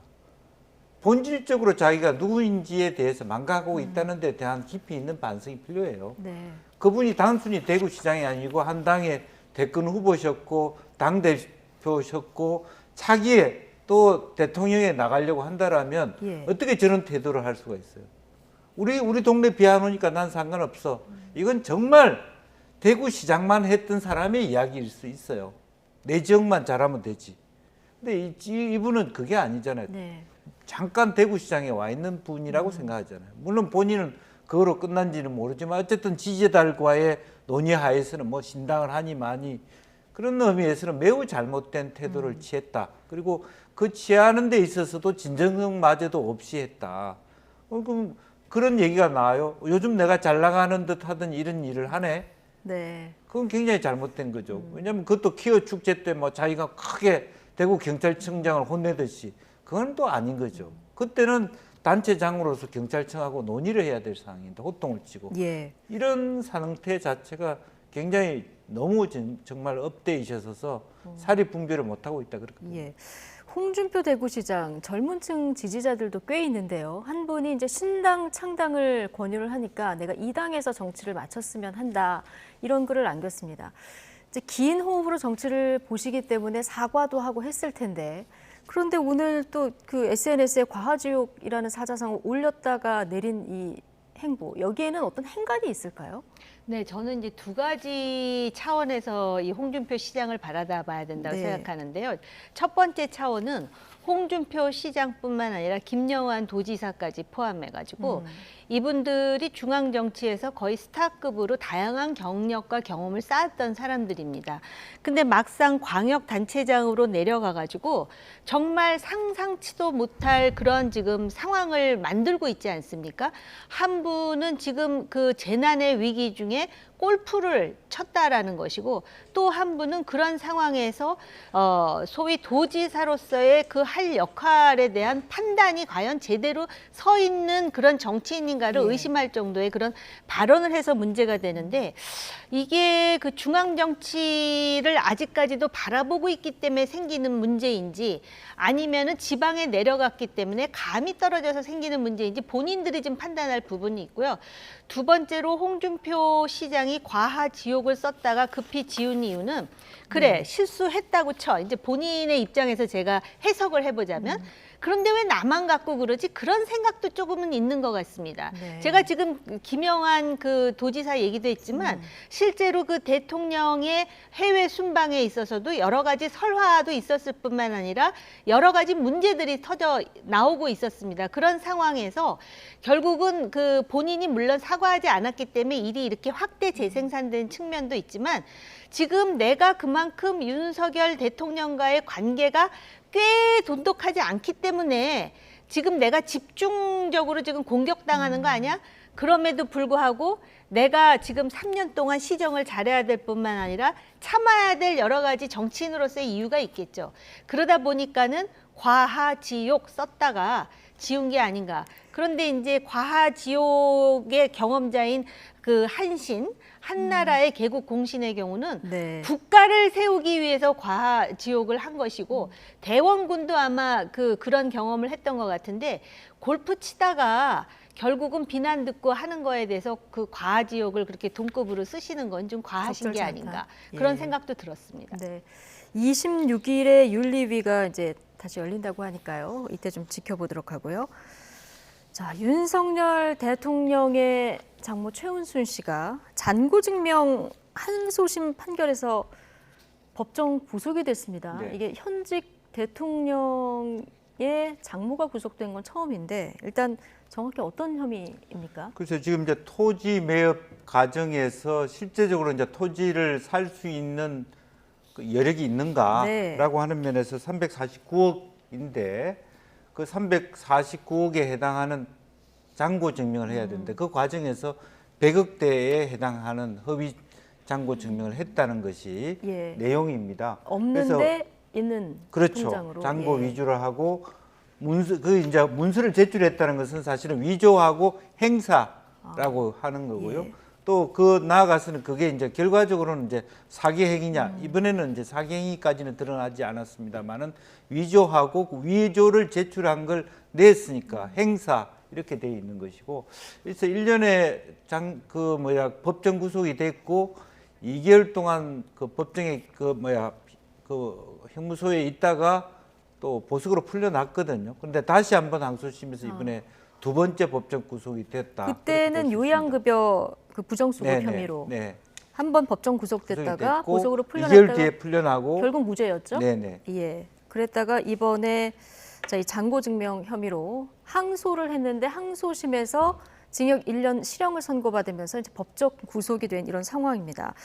재판부가 재범 위험성이 있고 도주 우려가 있다. 자, 이렇게 밝혔는데요. 지금 최은순 씨는 정말 억울하다 그러면서 법정에서 굉장히 오열을 했다 이렇게 전해지고 있어요. 네, 혼절해가지고 실려 나갔다라는 기사까지 보고 들어왔는데요. 이제 대통령의 친인척, 특히 장모가 이렇게 수감된 건 처음이다 이렇게 말씀하셨는데 경우의 수가 다른 것 같아요. 다른 대통령의 경우에 친인척은 대통령이 된 이후에 그 소위 자신의 친인척이 대통령이라는 것에 힘입어서 뭔가 비리가 있어서 이제 수감되는 경우였고 이 경우는 윤석열 대통령 되기 전에 그러니까 그 대통령직과 상관없이 이 장모 되시는 분이 벌인 일이었다라는 점에서 분명히 차이가 있고요. 아마 가족들은 상당히 지금 참담할 것 같아요. 그런데 이것을 그 정치적인 관점에서 보면 우리가 지금 이 문제에 대해서 논의하는 것 자체가 저는 적절하지 않다고 생각해요. 왜냐하면은 대통령이 사위하고 어떤 연관성이 있어가지고 지금 이제 그러한 그 법정 구속이 된 게 아니잖아요. 그 문서를 위조했고 또 그거에 대해서 지금 재판부는 뭐 죄질이 나쁘다 그랬던가 그러면서 또 취한 이득액이 많고 또 심지어 도주의 우려까지 얘기를 했는데 이거는 대통령과의 관계하고는 관련이 없는 사안입니다. 그렇죠. 그래서 사실 이런 어떻게 보면은 이 장모 되시는 분의 사생활과 관련된 거를 우리가 얘기할 필요가 있나. 근데 이 부분은 짚을 필요가 있을 것 같아요. 자유민주주의의 기본 원칙이 삼권 분립이잖아요. 그러니까는 행정과 사법은 엄연히 분리되어 있는 것이고 그런 관점에서 그 모든 법은 그 모든 사람들은 국민은 법 앞에 평등하다는 거 아니겠습니까? 그런 차원에서 해석하고 바라봐야 되는 사안이 아닌가 그런 생각이 들었어요. 예, 물론 범죄 혐의는 장모 개인의 이제 혐의인데 자, 윤석열 대통령이 후보 시절부터 이 처가 리스크가 계속 있어 왔는데요. 안 그래도 지금 서울 양평 고속도로 특혜 의혹이 좀 불거진 상황이고 공방이 오가고 있는 상황 아니겠습니까? 자, 이런 상황에서 지금 처가 리스크가 재보상하는 건지 아니면 오히려 지금 죄를 저질렀을 때 법정 구속이 됐기 때문에 오히려 좀 털고 가는 건지 어떻게 보십니까? 들고 간다고 말할 수는 없지만 리스크는 상존한다고 보여집니다. 왜냐하면 양평 고속도로도 실제로는 양평 주민들의 요구에 의해서 강화 IC가 개설되면서 우연하게 연결하다 보니까 경제성이나 그런 것으로 연결될 수 있지만 그거하고 별도로 말하자면 국토부 국감에서 지적되었듯이 그 지역의 땅을 계속 사모았다라고 하는 김건희 씨 일가의 어떤 그것들이 있었기 때문에 그런 의혹을 부풀리게 하는 거거든요. 사실은 이제 그런 부분들이 왜 본인이나 가족이나 그러니까 부인께서 대통령이 되신 이후로 땅을 계속 또 형질 변경을 하고 사고하는 행위를 하느냐 그런 부분이 문제가 될 수 있습니다. 그래서 근본적으로 보면 왜 민정수석실의 기능들을 안 갖고 있느냐라는 거 혹은 뭐 특별감찰관 기능들을 해야 왜 친인척 비리에 대해서 지금 현재 일어나고 있는 것은 대통령 되기 이전의 문제라 하더라도 지금 현재 이런 부분에 대해서는 미리 민정수석실에서 원희룡 장관에게 설령 그 가족들을 위한 그 설계가 아니었다 하더라도 그런 오해를 받을 수 있다. 그 안을 굳이 결정해야 되는가에 대한 심각한 내부 토론을 할 수 있었어야 된다라고 네. 보여지고 그런 부분 기능이 없다 보니까 자기도 모르게 그런 결과에 나온 데 대해서 그만둬 그러면 이렇게밖에는 대응을 할 수 없는 것이 매우 안타깝고 이제 그런 것이 아직까지도 여전히 뭐 장모가 그런데 또 뭐 처남이 그럴 수도 있는 거고 계속 그런 스토리를 이어가고 있거든요. 네. 뭐 법사님이 그랬다든지 예. 이런 부분들에 대한 이야기들을 과연 이 정부 안에서는 그런 민족 수익 없이 누가 군출을 하는 거냐, 친족 비리. 네. 그런 논란은 지금 이 사건으로 인해서 재점화될 것이라고 보여집니다. 예. 지금 이 조금 전에 우리가 그 장모와 관련된 그 재판 이야기를 했는데 네. 서울 양평 고속도로는 지금 차원을 달리하는 문제입니다. 왜냐하면은 어제 그 소위 대통령의 굉장히 비판적인 언론이기는 하지만 기사 2개가 나왔는데요. 하나는 뭐냐면 지금 양평군의 국장으로 있는 사람이 과거의 과장 시절에 공흥지구와 관련해서 문서를 위조했던 사람인데 이 사람이 대통령의 취임과 더불어서 승진을 했을 뿐만 아니라 지금 그 양평 고속도로를 강상으로 하는데 주역의 역할을 하고 있을 뿐만 아니라 지금 양평군에서 그거의 그 당위성을 강변하고 있다 이런 식으로 지금 기사가 나왔습니다. 네. 또 하나는 대통령 취임 즉시에 이미 이 고속도로와 관련해서 내부에서 뭐 열 몇 차례의 회의가 있었고 그 과정에서 이미 그 양서로 10수년간 결정되어 있던 이 서울 양평 고속도로가 바뀌었다라는 굉장히 예민하고 휘발성이 강한 이슈가 나온 만큼 이 문제에 대해서는 대통령실이든 빨리 이것을 어떤 식으로든 정리를 해서 불필요한 오해가 확산되지 않도록 매듭 짓는 게 굉장히 중요하고요. 지금 중요한 말씀해 주셨는데 가족과 관련해서 민정수석이 지금 없죠. 네. 그렇기 때문에 소위 특별감찰관이든 뭐 이런 식의 제도를 시스템으로 만들어가지고 더 이상 이 문제와 관련해서 대통령의 국정 운영에 발목이 잡히는 일은 없어야 될 것 같습니다. 지지자들은 지금 열심히 지지하고 있고 지금 지지율이 정체 상태에 있는 것에 대해서 굉장히 안타까워하는데 오히려 정책과 관련해서 문제가 생기는 것이 아니라 자꾸 주변에 이런 문제 때문에 계속 대통령에 대한 신뢰라든지 지지율에 문제가 있다면은 이것이야말로 나중에 지금 정리가 되고 결론을 맺고 오해를 불식시키지 않으면 네. 더 큰 문제로 부각될 수 있다는 점에서 네. 이 문제는 빨리 정리가 될 필요가 있다라고 생각합니다. 더불어서 특별감찰관을 빨리 자리를 채우든 아니면 뭐 민정수석을 부활하든 이런 제도적인 부분을 좀 논의해볼 필요가 있다 이런 의견도 주셨는데요. 자, 광복절 특사 윤석열 대통령이 검토하고 있다 이런 소식도 전해졌는데요. 이번에 하게 되면 이제 3번째입니다. 지난 신년 특사 때 검토했다가 배제된 박근혜 정부 인사들 이름이 좀 거론되더라고요. 네. 실제로 이제 그 뭐 나올 수 있죠. 나올 때가 됐고 조윤선, 우병우 뭐 이런 분들이 뭐 안종범 이런 분들이 거명되고 있다고 보여지는데 네. 이제 그 이후에 이분들이 총선에 나올 것이냐 이제 그런 부분 또 그렇다면 지금 이제 윤석열 대통령이 현재 국민의힘에 있는 인사들 외에 뭐 소위 친박 혹은 뭐 친이계에 좀 더 그 본인 의중하고 닮은 가까운 사람들로 인해서 굉장히 크게 어떤 공천혁명 그런 걸 할 수 있지 않느냐 이제 그런 부분에 대한 긴장도가 높아질 것이고 또 그것이 좋은 것만 보여지는 게 아니라 최경환 뭐 할 것 없이 다 해서 올드보이들의 기환 그렇게 보여져서 이것이 한국 정치를 더 후퇴시키는 거 아니냐 예. 이제 우려도 있을 것 같고요. 또 그것이 이런 논의 자체가 실제로 보면 아마 양당 모두에게 제3당의 출현, 신당의 출현, 정계 개편 이런 시나리오를 더 많이 양산시키는 그런 계기가 되지 않을까 그렇게 보입니다. 사면을 넘어서 총선 출마 여부까지 좀 파장을 봐야 된다는 말씀이신데요. 야권 인사 중에서는 조국 전 장관의 부인인 정경심 전 동양대 교수가 대상에 포함될지도 관심인데요. 안민석 의원 발언 잠시 듣고 오시죠. 지난주에 제가 면회를 하고 왔어요. 네. 깜짝 놀란 게 네. 아니 면회실에 휠체어를 타고 오셨더라고요. 그래서 왜 그러냐고 그러니까 다리에 근육이 다 빠져가지고 수술하고 난 다음에 제대로 관리를 못한 거예요. 이 정도로 한 집안을 절단 냈으면은 뭐가 또 더 남았겠어요.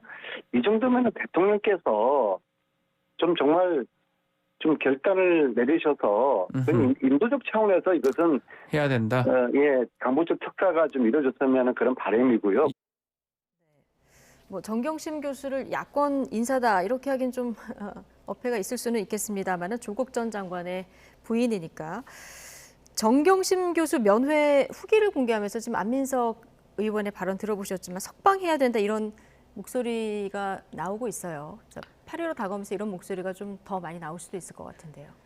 글쎄 이제 제가 아는 사람이든 모르는 사람이든 누군가가 이렇게 영어의 몸이 돼가지고 이런 안타까운 건강상의 문제를 가지고 있다 그러면은 알든 모르든 좋든 싫든 인간적으로 어떤 그런 그 뭐라 그럴까요? 그걸 뭐 동정이라고 할 수도 있고 또는 뭐 긍휼히 여기는 마음이라 누구나 다 인간적으로는 그런 마음이 들 거예요. 근데 여기 지금 안민석 의원이 어떤 얘기를 하냐면은 이 정도로 한 집안을 절단하였으면 이렇게 얘기하거든요. 그러니까는 이 조국 전 장관 부부의 문제를 한마디로 정치적 탄압 내지는 정권의 문제로 보는 것 같습니다. 그런데 우리가 아는 이 조국 정경심 씨 문제는 입시 비리라든지 이런 문제였어요. 그렇기 때문에 과연 정치인에 대해서 주로 이제 그 행사하는 사명권을 그 정경심 씨에게 부여하는 것이 맞는지 행사하는 것이 맞는 것인지 그런 부분하고 그 다음에 이 기본적으로 개념이 이것이 정치적인 사안이냐 아니면 사회적인 쟁점이냐에 대해서 인식이 다른 것 같습니다. 저는 제가 사명권을 행사할 위치에 있지도 않고 그걸 조언할 위치에 있지도 않기 때문에 답변하기는 어렵고 인간적으로는 안타까움이 있는데 과연 이런 식의 해석을 하면서 이 가족을 절단냈으니 사면하라라고 하는 이러한 그 태도와 주장은 그러면은 논리적으로 타당한 것인지 굉장한 혼란이 생깁니다. 네. 자, 마지막으로 오늘 국회에서 열린 김영호 통일부 장관 후보자 인사청문회 얘기 잠깐 해볼 텐데요. 오늘 오전 내내 자료 제출 여부를 둔 공방을 벌이다가 정회를 했고요. 오후에 속개가 됐는데 박근혜 전 대통령의 탄핵 문제와 관련해서 야당 의원과 공방도 있었습니다. 이 얘기 잠시 듣고 오시죠. 박근혜 대통령 탄핵할 때 제가 더불어민주당 원내대표였거든요. 네. 저는 체제 전복 세력인가요? 그렇지 않습니다. 그렇지 않습니까? 근데 그런 취지의 글을 또 발표하셨잖아요. 근데 그런 아까 말씀드렸지만 그런 이제 우려가 있다는 걸 제가 학자로서 말씀을 드린 겁니다. 박근혜 대통령 탄핵은 옳지 않았다고 생각하신 건가요? 헌재 결정은 제가 받아들이지만은 박근혜 대통령이 탄핵을 당할 만큼 뭐 큰 잘못을 이렇게 박근혜 대통령이 그리고 윤석열 대통령은 박근혜 대통령 탄핵에 굉장히 큰 영향을 미쳤는데 잘못하신 거네요? 윤석열 대통령은 당시 검사로서 자기의 직분을 했다 이렇게 생각하고 있습니다. 검사로서의 직분을 한 것이라고 생각하고 있다. 자, 후보자가 과거 탄핵 주도 세력을 체제 전복 세력이다 이렇게 언급한 적이 있었는데 이 논란의 지금 연장선상인 것 같습니다. 박근혜 전 대통령이 탄핵 당할 만큼 큰 잘못을 했다고 생각하지는 않는다. 물론 헌재 결정을 받아들이지만 어떻게 들으셨습니까? 뭐 그런 생각할 수 있죠. 아마 보수 진영에 있는 상당수 많은 분들은 그렇게 생각하실 거예요. 그리고 그것은 뭐 예를 들면 태블릿 PC든 뭐든 또 실제로 대통령이 되셨으니까 어쩔 수 없이 하는 거지 검사들이 무리한 기소였다. 뭐 어쨌든 대법원이 그렇게 한 것은 어쩔 수 없는 그런 대법원 권위에 인정할 수밖에 없지 않겠습니까? 이제 저런 말씀에 대해서 별 뭐 크게 다르지 않는데 문제는 제가 봤을 때는 이분의 사고가 통일부 장관이라는 자리에 맞는가 하는 부분입니다. 그러니까 개인의 박근혜 대통령에 대한 것이 중요한 게 아니라 지금 저분이 통일부 장관이 된다면 부를 이름을 바꿔야 돼요. 자유부 장관으로. 그러니까 남북과 대화를 하겠다는 뜻이 아니라 북한 인권 보고서를 작성하기 위해서 만든 거나 다름 아닙니다. 외교부 2차관의 다름 아니라고요. 이제 그런 분을 왜 저렇게 논쟁이 될 수밖에 없는 분을 대통령이 그렇게 후보자로 만드는지 제가 이해할 수 없고 또 후보자 입장에서도 어차피 공격을 받을 것이고 결의문이 채택이 안 될 것이라고 알고 있고 그 뒤에 대통령이 그럼에도 불구하고 장관시킬 것이라고 생각하고 있어요. 그러니까 저렇게 공전되고 할 말하는 저는 청문회가 되는 것이 굉장히 안타깝다는 얘기입니다. 말씀하신 대로 북한과 대화 협력을 추진해야 하는 게 통일부 장관인데 여기에 적합하느냐. 그래서 오늘 뭐 대북관, 사상 뭐 이런 부분에 대해서 그 공방이 좀 많이 오갔는데 이거를 이 후보자 좀 인식을 했던 것 같아요. 과거 강경했던 발언하고는 조금 거리를 둔 발언들도 오늘 나왔는데요. 어떻게 보셨습니까, 전체적으로? 어차피 지금 완전히 문재인 정부 때부터 청문 보고서가 통과되지 않아도 대통령이 결심하면은 조금 망신을 당하더라도 뭐 장관 되는데 큰 무리가 없는 관행이 만들어졌습니다. 네. 사실 그 좋지 않은 관행인데 그 문 정권 때도 그런 부분을 많이 경고했지만 스스로 자처한 부분도 있는 것이고요. 그리고 김영호 장관 후보가 상당히 그 강력한 어떤 우익의 이념 정향을 갖고 있다라는 것은 다 알고 있는 사실입니다. 그런데 이제 통일부 장관으로 임명을 했으니까 본인이 발언에 있어서 상당히 이제 신중을 기하는 모습을 보이는 것이라고 보여지고요. 근본적으로 아까 그 박근혜 대통령 네. 탄핵서부터 이 대북 문제 이르기까지 이 보수의 딜레마가 있습니다. 이 딜레마에 대해서 오늘 길게 얘기할 시간은 없고요. 예. 그 딜레마에 대해서 어떻게 정리를 해야 될지를 보수적인 이념 정향을 갖고 있다고 생각하는 정치인들은 그것에 대한 굉장히 치열한 토론과 결론을 유도해내지 않으면은 결국 뭐 탄핵 주도 세력이 체제 전복 세력, 그런데 그 중간에 윤석열 대통령이 있다라는 거는 현실입니다. 네. 그리고 또 지금 그 북한에 대한 인식, 그럼에도 불구하고 한반도의 현실상 그럼 대화를 완전히 중단시킬 것이냐? 그거에 대해서도 보수 내부에서도 생각이 다를 수 있습니다. 근데 그런 거에 대해서 치열한 논쟁과 토론을 거쳐서 그럼 보수가 어떻게 나갈 것인지 그걸 정리하지 않으면 네. 계속 야당으로부터 정말 비생산적인 공격을 받을 뿐만 아니라 공방은 계속될 수밖에 없다. 그런 걱정이 됩니다. 좀 이렇게 정리가 덜 된 보수의 딜레마, 좀 정리를 하고 넘어갈 필요가 있다. 자, 시간이 다 돼서 조금 더 자세한 내용은 다음 기회에 좀 더 듣도록 하겠습니다. 자, 나이트 포커스 오늘은 정호김, 김영주 전직 의원 두 분과 함께했습니다. 고생 많으셨습니다.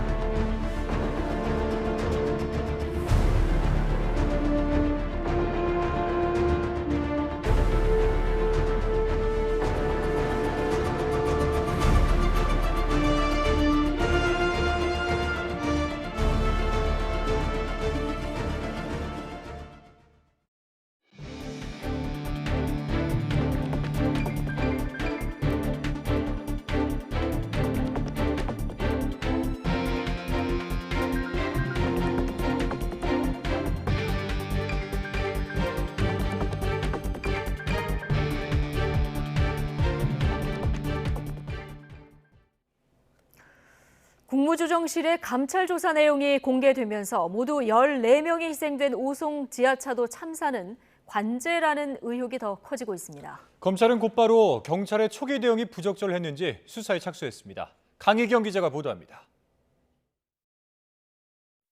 오송 지하차도 침수 참사가 발생한 지난 15일 새벽 4시 10분쯤 인근 미호천교에 내려진 홍수주의보가 홍수경보로 격상됐습니다. 그리고 3시간가량 지난 아침 7시 2분 경찰에 첫 112 신고가 들어왔습니다. 미호천교가 넘치려고 하니 인근 주민들을 대피시켜야 할 것 같다는 내용이었습니다. 이어 7시 58분엔 지하차도 통제가 필요하다는 신고가 재차 접수됐고 얼마 지나지 않아 지하차도가 물에 잠기기 시작했습니다. 트럭이 제 마음대로 안 가서 이거 큰일 나겠다 싶어서 15일 오전 8시 35분에 촬영된 블랙박스 영상을 보면 지하차도 안으로 흙탕물이 콸콸 쏟아져 들어옵니다. 물에 완전히 잠기기 단 5분 전 상황입니다. 말 그대로 눈 깜짝할 사이 참사가 벌어진 겁니다. 물이 막 차오르니까 턱 밑까지 올라오더라고요. 그래서 이렇게 나갈 수는 없겠다, 죽을 수도 있겠다 생각이 들어갖고. 그러나 어디에도 관은 없었습니다. 특히 이른 아침부터 112 신고를 받았던 경찰은 애초 엉뚱한 곳으로 출동했다고 해명했지만 그마저도 조작된 거짓말이었던 것으로 드러났습니다. 공은 이제 검찰로 넘어갔습니다. 국무조정실의 수사 의뢰 이후 대검은 곧바로 수사본부를 꾸려 준비 작업에 착수했습니다. 경찰은 반발하고 있습니다. 신고가 들어오기 전 이미 다른 지하차도 상황 때문에 직원이 모두 나가 있어서 허위 출동으로 볼 수 없다는 겁니다. 이에 따라 앞으로 검찰 수사에서는 경찰의 초기 대응이 적절했는지, 미흡한 대응을 넘어 이를 의도적으로 덮으려 한 것인지 등이 집중적으로 규명될 전망입니다. YTN 강희경입니다. 경북 예천 내성천에서 집중호우 실종자 수색을 하다가 급류에 휩쓸려 순직한 고 최수근 상병에게 국가 안보에 큰 공이 있는 사람에게 수여되는 보국훈장 광복장이 추서됐습니다. 해병대는 거친 물살을 헤쳐가며 실종된 국민을 찾으려 한 최 상병 희생이 국가 안전을 위한 공으로 인정됐다면서 이같이 밝혔습니다. 보훈훈장은 국가 안전 보장에 뚜렷한 공을 세운 사람에게 주는 훈장으로 광복장은 보국훈장 가운데 병사가 받을 수 있는 가장 높은 등급입니다. 앞서 생전 소속 부대였던 해병대 1사단장 권한으로 1병에서 상병으로 추서 진급하기도 했습니다. 국가보훈부는 고 최수근 상병에 대한 애도와 예우를 위해 고인을 대전 현충원에 안장하기로 하고 안장식이 거행되는 동안 전국 지방보훈관서와 국립묘지, 수속 공공기관에 조기를 개항한다고 밝혔습니다. 보훈부는 당초 고 최수근 상병의 유족이 자택과 가까운 봉안당 시설에 임실 호국원을 안장지로 고려했지만 최 상병의 부친이 양지바른 묘역에 꼭 아들을 묻어달라고 간곡히 요청하면서 유족과 협의해 이같이 결정했다고 말했습니다. 지난해 7월부터 독립유공자가 별세할 경우 시작된 조기 개항은 제복을 입은 순직 군인으로는 최 상병이 첫 번째 사례입니다. 대규모 인명피해를 낸 경북 예천의 수색 작업은 벌써 일주일째 접어들었습니다. 실종자 9명 가운데 7명은 어렵사리 찾았지만 남은 2명은 며칠째 발견하지 못하고 있는데요. 실종자 찾기가 왜 이렇게 어려운지 이윤재 기자가 취재해봤습니다. 과수원은 돌덩이가 가득하고 계곡은 깊이 패고 깎였습니다. 실종된 주민이 살았던 컨테이너는 온데간데 없고 바위덩어리와 흙만 가득합니다. 반복된 수색에도 이웃을 찾았다는 소식을 듣지 못한 주민은 그저 안타까울 뿐입니다. 우리 공기 좋고 살기 좋은데 골라가지고 잘 오셨는데 이런 일이 있을 줄 누가 알았겠어요. 내 가족하고 똑같죠, 뭐 마음은. 말이 안 나와요.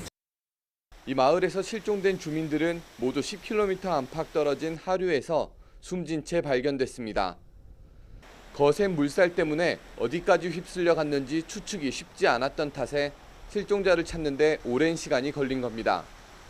또 돌과 나무 등에 부딪히면서 실종자 신체가 훼손됐을 가능성도 제기됩니다. 사과밭에서 발 이렇게 넘어지고 계신 분 찾아가지고 이 통나무들이 막 이렇게 나름들이 나무들이 내려와가지고 흘러내린 토사가 너무 많다는 점은 또 다른 걸림돌입니다. 중장비로 토사를 걷어낼 때마다 일일이 실종자가 있는지 확인해야 하다 보니 시간이 걸릴 수밖에 없습니다. 토사량도 굉장히 많고 그리고 실제로 해당 실종된 분들의 장소를 쉽게 특정하기도 어렵고 어느 정도 이제 치워야 수색자 작업이 좀 활발하게. 소방당국은 하천 수색 범위를 하류 70km까지 넓히고 같은 장소도 반복해 살피는 등 강도를 높이고 있습니다. 악조건 속에서도 수색에 총력을 기울이고 있지만 추가 실종자를 발견하지 못하면서 가족과 이웃들의 마음은 타들어가고 있습니다. YTN 이윤재입니다. 장마가 소강 상태를 보이는 사이 전국적으로 찜통더위가 절정에 달했습니다. 비공식 기온으로 경기도 양주시 남방동 기온이 사람 체온보다 높은 37.6도까지 치솟았고 서울 강남구도 36도를 웃돌았습니다. 공식 관측 기온도 전주가 35.4도를 기록하는 등 6월 이후 내륙 최고 기온을 기록했습니다. 주말인 내일은 다시 장마 전선이 북상하면서 전국에 장맛비가 내리겠고 밤사이 중부지방에는 최고 150mm의 호우가 내리겠습니다.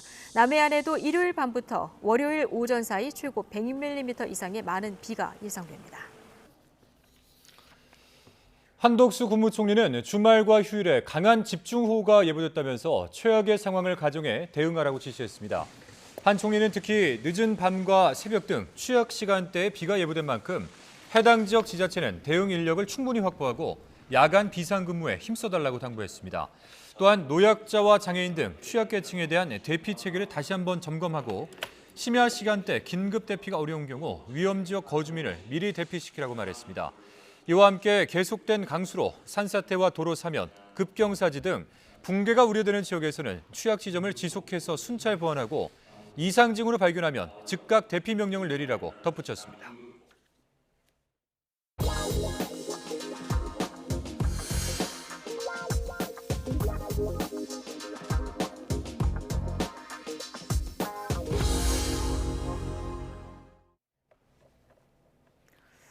초등학교 교사가 교내에서 목숨을 끊은 사건과 관련해 해당 교사가 숨지기 전 학부모 민원으로 힘들어했다는 동료 교사들의 증언이 나왔습니다.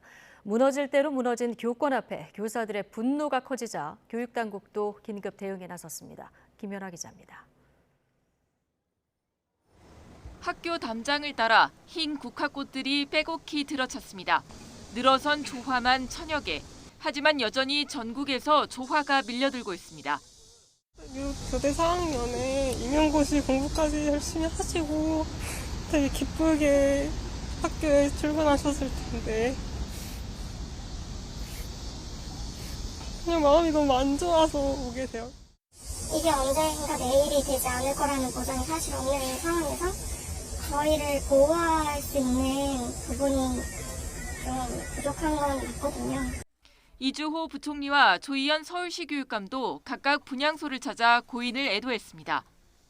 고인이 악성 민원에 시달렸다는 증언이 나오면서 교원들의 분노는 더욱 커지고 있습니다. 서울교사노조는 고인 학급에서 학생이 연필로 이마를 걷는 일이 생겼는데 학부모가 수십 통씩 전화하고 교무실까지 찾아와 폭언했다는 증언을 전하며 진상 규명을 촉구했습니다. 교총도 지난 몇 년 학생 인권만 지나치게 우선돼 교실이 붕괴하고 있다며 더는 참지 않겠다고 선언했습니다. 아동학대 면책권이 우리 교원들을 위한 것이 아닙니다. 선량한 학생들을 위한 것입니다. 다수의 학생들이 학습권을 침해받지 않고 수업을 받을 수 있는 권리를 지켜주기 위한 것임을 기억해 주십시오. 이주호 부총리도 학생 인권 조례를 재검토하고 다음 주 교원단체들과 잇따라 만나 학부모 갑질 등 교권 피해 사례도 분석하기로 했습니다. 당정 협의를 통해 교권 강화를 위한 추가 입법에도 속도를 내겠다고 밝혔습니다.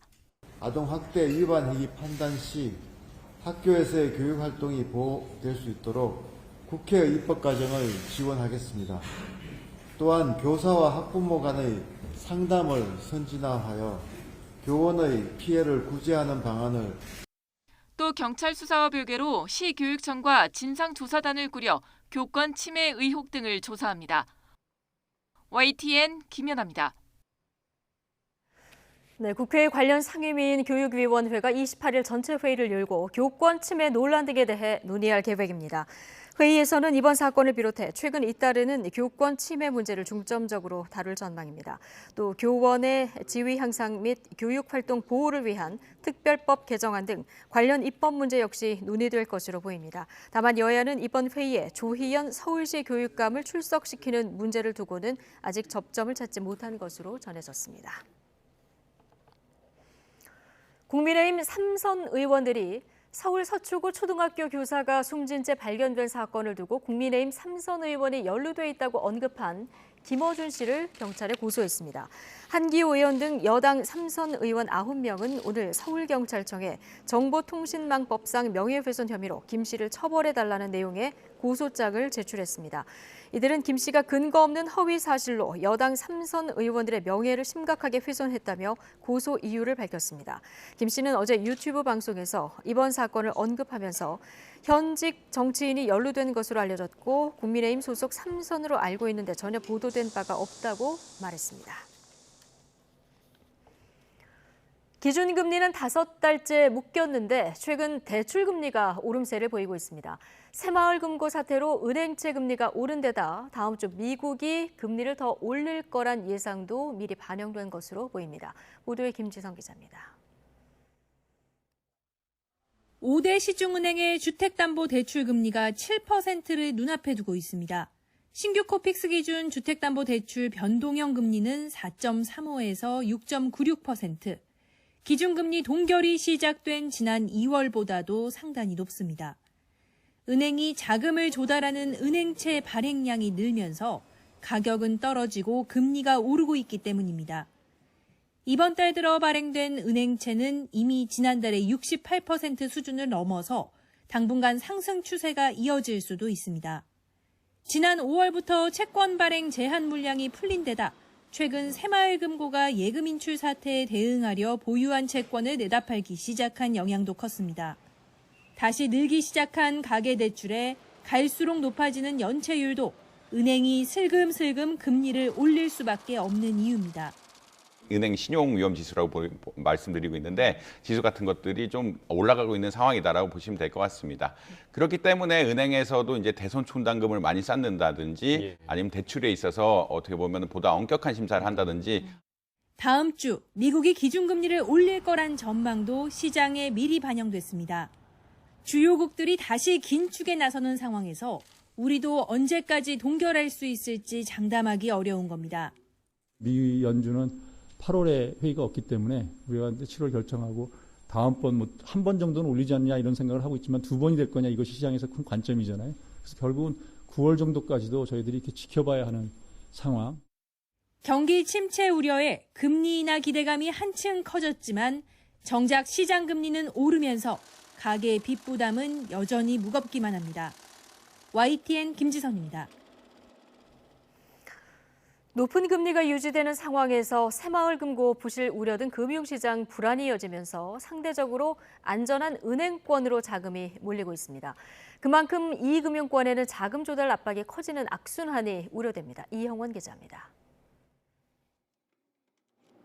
시중은행에 쌓이는 자금이 계속 늘고 있습니다. 5대 은행의 수신잔액은 지난 3월 말 1,871조 원에서 석 달 만에 1,913조 원까지 불었습니다.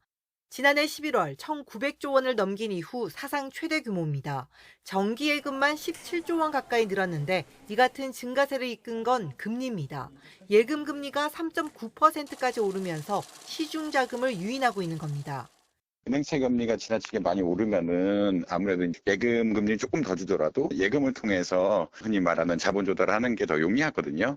여기에 이 금융권에 대한 불안 심리도 한몫했습니다. 새마을금고 부실 우려가 커지면서 상대적으로 안전한 은행권으로 자금이 이동한 겁니다. 실제로 이번 달 초 새마을금고 위기설이 퍼지면서 5대 은행에 몰린 자금만 13조 원에 육박합니다.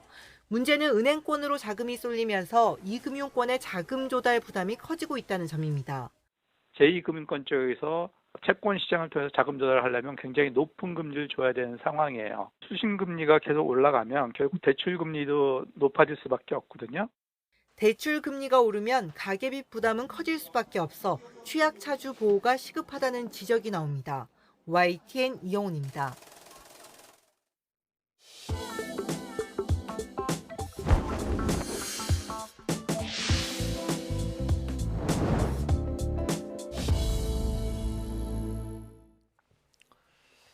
대낮에 서울 신림동에서 묻지마 흉기 난동으로 1명이 숨지고 3명이 다쳤습니다.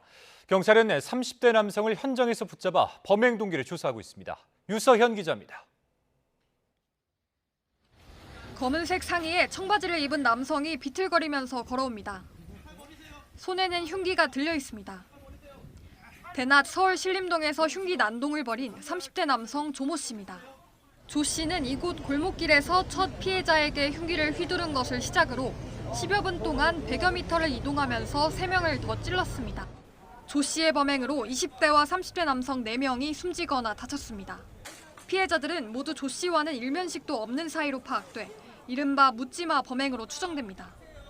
피해자분 중에 한 분이 이제 여기 목에 상처가 있는 상태로 찔리신 상태로 이제 좀 도망오시면서 한낮 번화가에서 벌어진 끔찍한 사건에 시민들도 큰 충격을 받았습니다.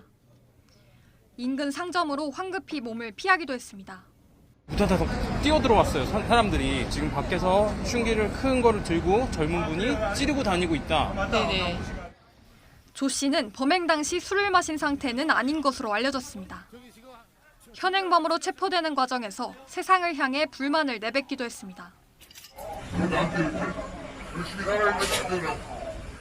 조 씨는 전과 3범으로 어린 시절부터 폭행 등의 혐의로 10여 차례 경찰 수사를 받은 것으로 조사됐습니다. 경찰은 조 씨를 상대로 자세한 범행 경위와 동기를 조사한 뒤 구속영장을 신청할 방침입니다. YTN 유서연입니다. 네, 경기도 남양주에서 어머니와 딸을 흉기로 찔러 살해한 용의자가 붙잡혔습니다. 경기 남양주 남부경찰서는 오늘 오전 10시 50분쯤 충남에서 용의자 50대 남성 A씨를 검거했다고 밝혔습니다. 앞서 어젯밤 10시쯤 경기 남양주시 호평동 빌라 안에서 모녀 관계인 60대 여성 A씨와 30대 여성 B씨가 흉기에 찔려 숨진 채 발견됐습니다. 울산에 있는 장애인 복지시설에 기체 상태 독극물로 의심되는 수포가 배송된 가운데 수도권에서도 정체를 알 수 없는 우편물이 배달됐다는 신고가 접수됐습니다. 서울 서초경찰서는 오늘 타이완에서 배송된 수상한 수포가 서초 우체국에 보관돼 있다는 신고를 받고 출동했습니다. 이 수포 내용물은 냄새가 없는 반죽 형태 물품으로 폭발물은 아닌 것으로 파악됐습니다. 경기 용인 동부경찰서는 오늘 오전 11시쯤 용인시 처인구에 있는 공장에 의문의 우편물이 도착했다는 신고를 접수했습니다. 다만 우편물 안에서는 아무런 내용물이 없었다며 소방당국과 군당국도 함께 조사에 나섰지만 이상이 없었다고 설명했습니다. 또한 인천 삼산경찰서에도 오늘 오후 3시쯤 한 달 전 집에 타이완발 우편이 왔다는 112 신고가 접수됐지만 경찰은 특이 이상은 없는 것으로 보고 있습니다. 역술인 천공이 대통령 관저 선정에 개입했다는 의혹을 수사한 경찰은 앞서 지난 4월 이 CCTV를 전부 살펴본 결과 천공이 다녀간 흔적이 없다고 밝혔었는데요. 대신에 천공처럼 긴 수염을 가진 또 다른 인물이 한남동 육군참모총장 공간에 방문한 정황을 포착했습니다. 김다현 기자가 보도합니다. 역술가 천공이 지난해 3월 대통령 관저 선정에 개입했다는 의혹을 수사하는 경찰. 한남동 육군참모총장 공관 CCTV를 살펴본 결과 천공을 발견하지 못했다고 지난 4월 공식적으로 밝혔습니다. 그런데 이후 경찰은 방문객들과 군 관계자 등을 참고인으로 불러 조사하면서 다른 인물이 육참총장 공관을 찾은 정황을 포착했습니다. 풍수지리가이자 관상가인 백재권 사이버 한국외국어대학교 겸임 교수입니다. 백 교수는 과거 대통령직 인수위원회의 청와대 이전 작업에도 관여한 것으로 알려졌습니다. 경찰은 백 교수가 당시 청와대 용산 이전 TF 팀장이었던 윤한홍 국민의힘 의원과 부팀장이었던 김용현 경호처장 등과 함께 방문한 것으로 보고 있습니다. 이에 따라 경찰이 애초 천공 의혹을 제기했던 부승찬 전 국방부 대변인과 김종대 전 정의당 의원의 주장을 허위라고 결론 내릴 가능성에 무게가 실립니다. 다만 백 교수가 천공처럼 수염이 긴 만큼 착각했을 가능성도 염두에 두는 것으로 전해졌습니다. 이에 대해 부 전 대변인은 아직 경찰이 확인하지 못한 증거들이 많다며 의심이 여전히 풀리지 않았다는 입장입니다. 저는 그냥 외모나 그다음에 서울 사무소 다녀간 것도 얘기가 없었고 그런 상황이고 과연 천공과 그 사람의 외모를 착각할 정도일까. 경찰은 앞으로 부 전 대변인과 김 전 의원이 대통령실을 비방할 의도가 있었는지, 천공이 아닐 가능성을 알고도 의혹을 제기했는지 등을 종합적으로 검토한 뒤 명예훼손 혐의가 성립하는지 최종 판단할 방침입니다. YTN 김다현입니다. 통장 잔고 증명서를 위조한 혐의로 기소돼 1심에서 실형을 선고받았던 윤석열 대통령의 장모 최은순 씨가 항소심에서도 징역 1년을 선고받고 법정 구속됐습니다. 재판부는 1심 때와 마찬가지로 최 씨에 대한 사문서 위조 사문서 행사, 부동산 실명법이 모두 인정된다고 판단했습니다. 이어서 최 씨의 범죄가 중대한 데다가 재범의 위험성을 배제하기 어렵고 도주 우려가 인정된다며 최 씨를 법정 구속했습니다. 최 씨는 지난 2013년 경기 성남시 도촌동 토지를 매입하는 과정에서 은행에 347억여 원을 맡겨둔 것처럼 통장 잔고 증명서를 위조한 혐의를 받습니다. 더불어민주당은 윤석열 대통령의 장모 최은순 씨가 통장 잔고 증명서를 위조한 혐의로 2심에서 법정 구속되자 사필 규정이라고 밝혔습니다. 박성중 대변인은 법이 살아있음을 보여준 재판부의 판결이라며 이번 판결이 윤석열 정부가 추락시킨 사법정의를 바로 세우는 계기가 되길 바란다고 말했습니다. 이어서 최 씨의 법정 구속은 시작일 뿐이라며 김건희 여사의 주가 조작 의혹 사건 등 대통령 처가를 둘러싼 사건들을 엄정히 수사해 철저히 밝혀내고 법의 심판을 받게 해야 한다고 주장했습니다. 독일 분데스리가의 명문 바이에른 뮌헨에 합류한 김민재 선수가 첫 공개 훈련을 소화했습니다. PSG 은바페에게는 김민재 이종료 20배 규모의 잔류 제안이 나왔습니다. 해외 축구 소식 김동민 기자입니다.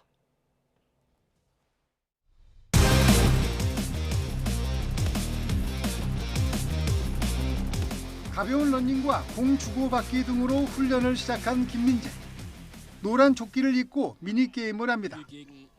어느 팀이든 공격하는 편과 한 편이 되어 플레이하는 조커로 좋은 패스 능력을 보여줬습니다. 뮌헨의 공식 채널은 김민재가 카메라에 잡힐 때마다 그를 소개하며 기대감을 표시했습니다. Der neue Innenverteidiger der Bayern.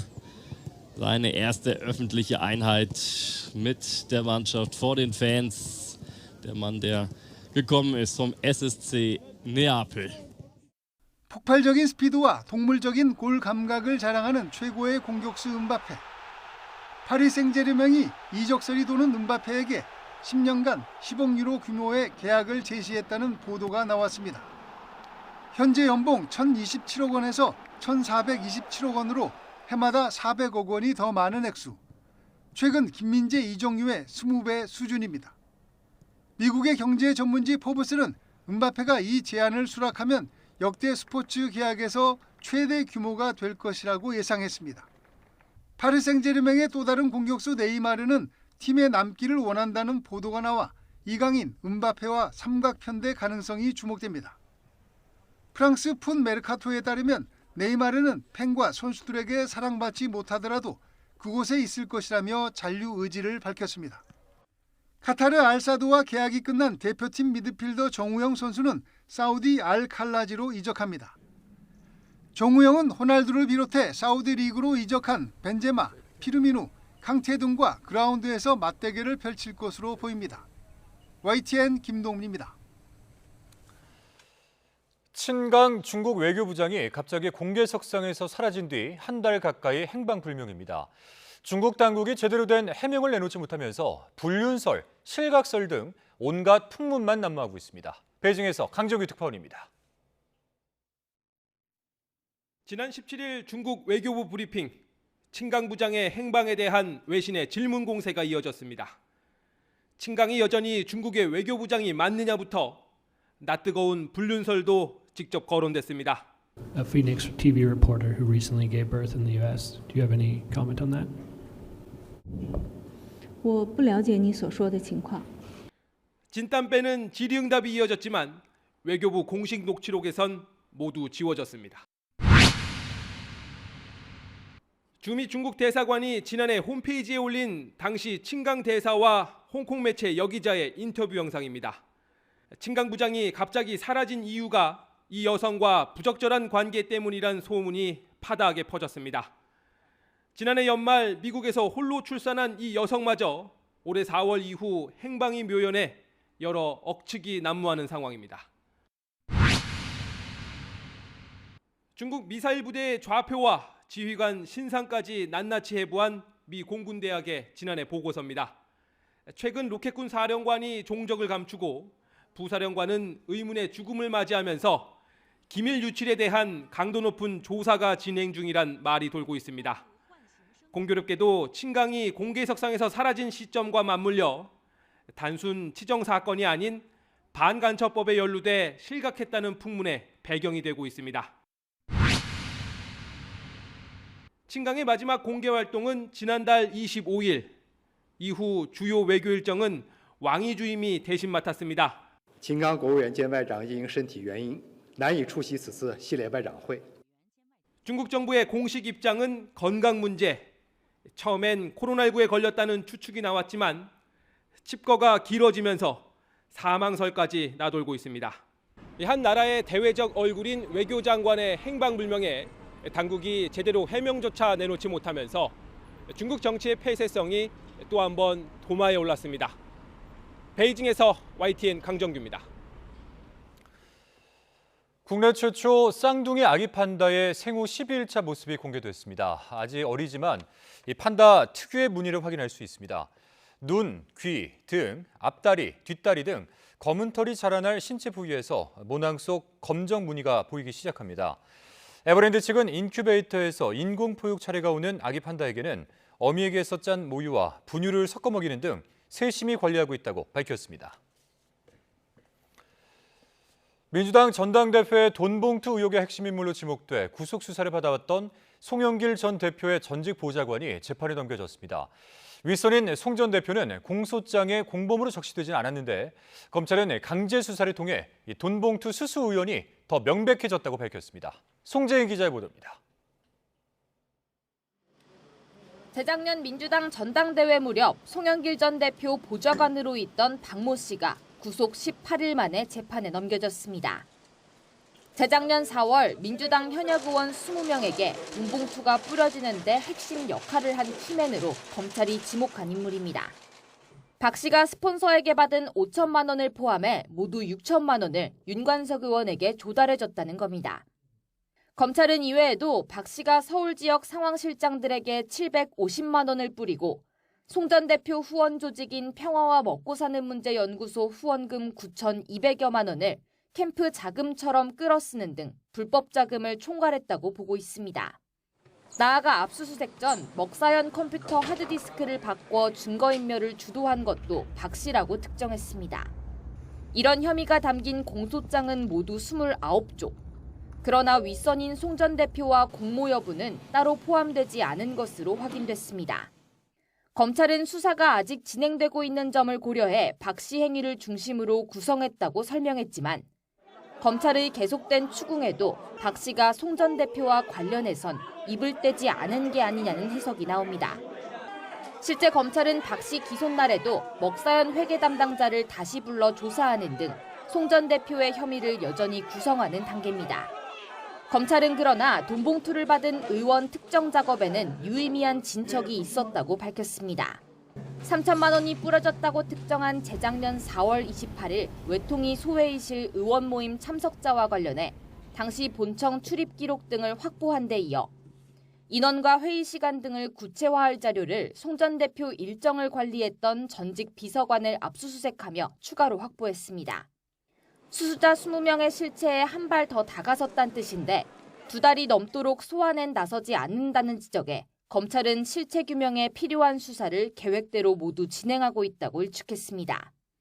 수사 착수 넉 달째 강내구 전 한국감사협회장 등 핵심 피의자 2명을 기소한 검찰이 송 전 대표와 수수의원 줄소환이란 중대 국면으로 수사 속도를 높일 수 있을지 주목됩니다.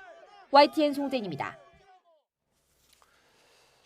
이화영 전 경기도 평화부지사가 더불어민주당 이재명 대표의 방북을 추진해달라고 쌍방울에 요청한 사실을 이 대표에게도 보고했다는 취지로 최근에 기존 입장을 바꾼 것으로 알려졌었죠. 자, 이와 관련해 이화영 전 부지사의 옥중 편지가 공개됐는데요. 이 대표에게 사전 보고하지 않았다면서 쌍방울에 방북 비용을 대신 내달라고 요청한 적도 없다고 반박했습니다. 김태원 기자입니다. 이화영 전 경기도 평화부지사가 구치소에서 작성해 변호인에게 전달한 편지입니다. 쌍방울의 대북 송금 의혹을 놓고 입장을 정리했습니다. 이 전 부지사는 먼저 지난 2019년 7월 필리핀에서 북측 관계자 김성태 전 쌍방울 회장을 만나 당시 경기도지사였던 민주당 이재명 대표의 방북 문제를 얘기했다고 밝혔습니다. 특히 김성태 전 회장에게 이 대표의 방북을 신경 써주면 좋겠다고 말했다고 설명했습니다. 도지사 방북을 추진해달라고 쌍방울에 요청한 적 있다고 인정한 건데 이 대표에게 보고하지는 않았다고 선을 그었습니다. 쌍방울이 경기도 대신 북한에 보냈다는 스마트팜과 도지사 방북 비용 800만 달러와 관련해서도 언급했습니다. 대납을 요청한 적이 없다면서 이를 다룬 보도 역시 사실이 아니라고 반박했습니다. 최근 이 전 부지사는 전혀 무관하다던 기존 입장을 바꿔서 쌍방울의 방북을 추진해달라고 요청한 사실을 이 대표에게도 보고했다고 검찰 조사에서 진술한 것으로 알려졌습니다. 또 쌍방울이 방북 비용을 대납했다는 사실을 이 대표에게 2차례에 걸쳐 보고했고 사실상 승인하는 취지의 대답을 들었다고 말했다는 보도도 나왔습니다. 때문에 이 전 부지사가 옥중 편지를 통해 최근 자신이 입장을 번복한 게 아니라고 반박한 거란 분석이 나옵니다. 다만 이 전 부지사가 편지에 방북 추진 요청에 대한 사전 보고가 없었다고만 밝힌 만큼 사후에 보고했을 가능성은 남아 있습니다.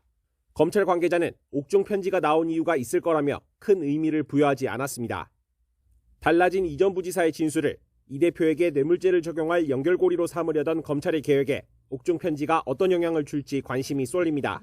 YTN 김태원입니다.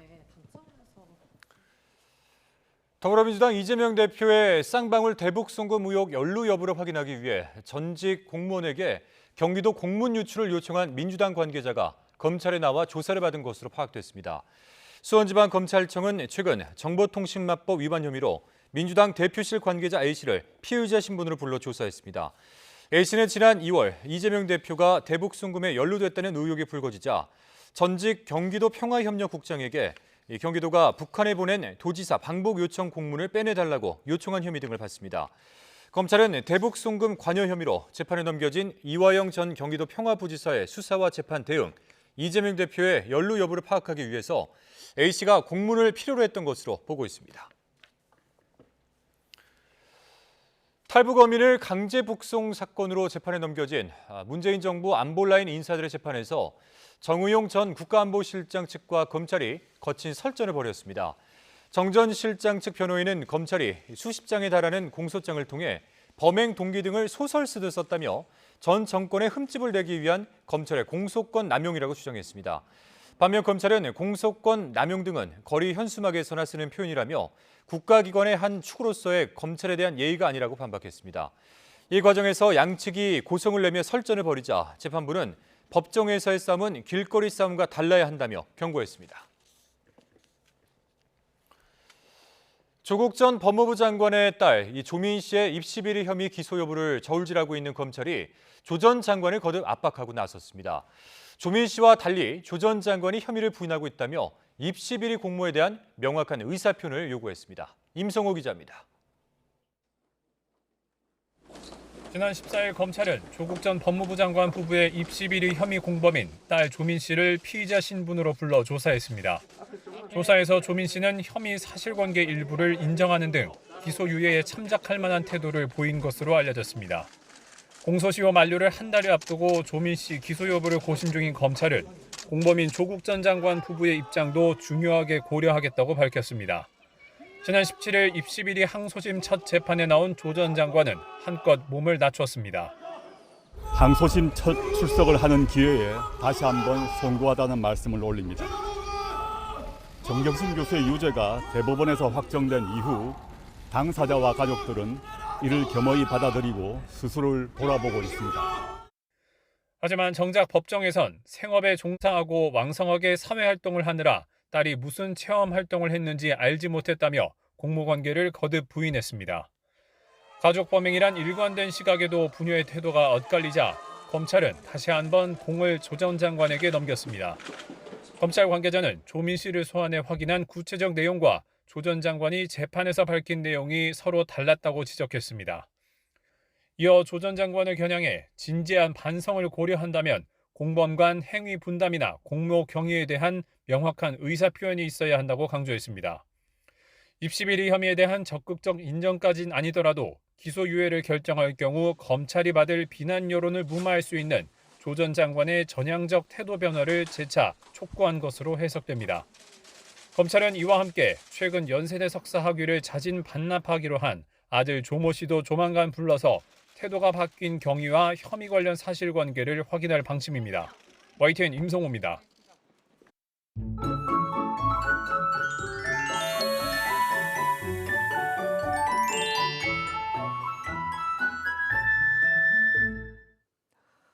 오늘도 장마가 쉬어가면서 무더위가 기승을 부렸습니다.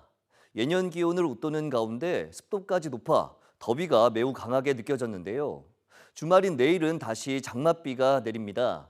하지만 서울 낮 기온이 32도까지 오르는 등 비가 늦게 시작되는 중부지방을 중심으로 무더운 날씨가 계속되겠습니다. 비는 내일 새벽에 전남 해안에서 시작돼 낮에는 그 밖의 남부지방으로 오후부터 밤 사이에는 중부지방으로 확대되겠습니다. 이후 모레까지 경기 북부와 제주도에 150mm 이상, 충남과 전남 해안에 120mm 이상, 수도권과 강원, 전북 서해안과 경남 남해안에도 100mm 안팎의 많은 비가 쏟아지겠고 특히 내일 밤 사이 중부지방을 중심으로 시간당 30에서 60mm의 강한 비가 집중되겠습니다. 최근 내린 많은 비로 지반이 무척 약해져 있습니다. 피해가 우려되는 만큼 대비 더욱 철저히 해주시기 바랍니다. 내일 서울 아침 기온이 26도, 대전 23도, 제주 25도로 밤사이 수도권과 제주도에는 열대야가 나타나는 곳이 있겠습니다.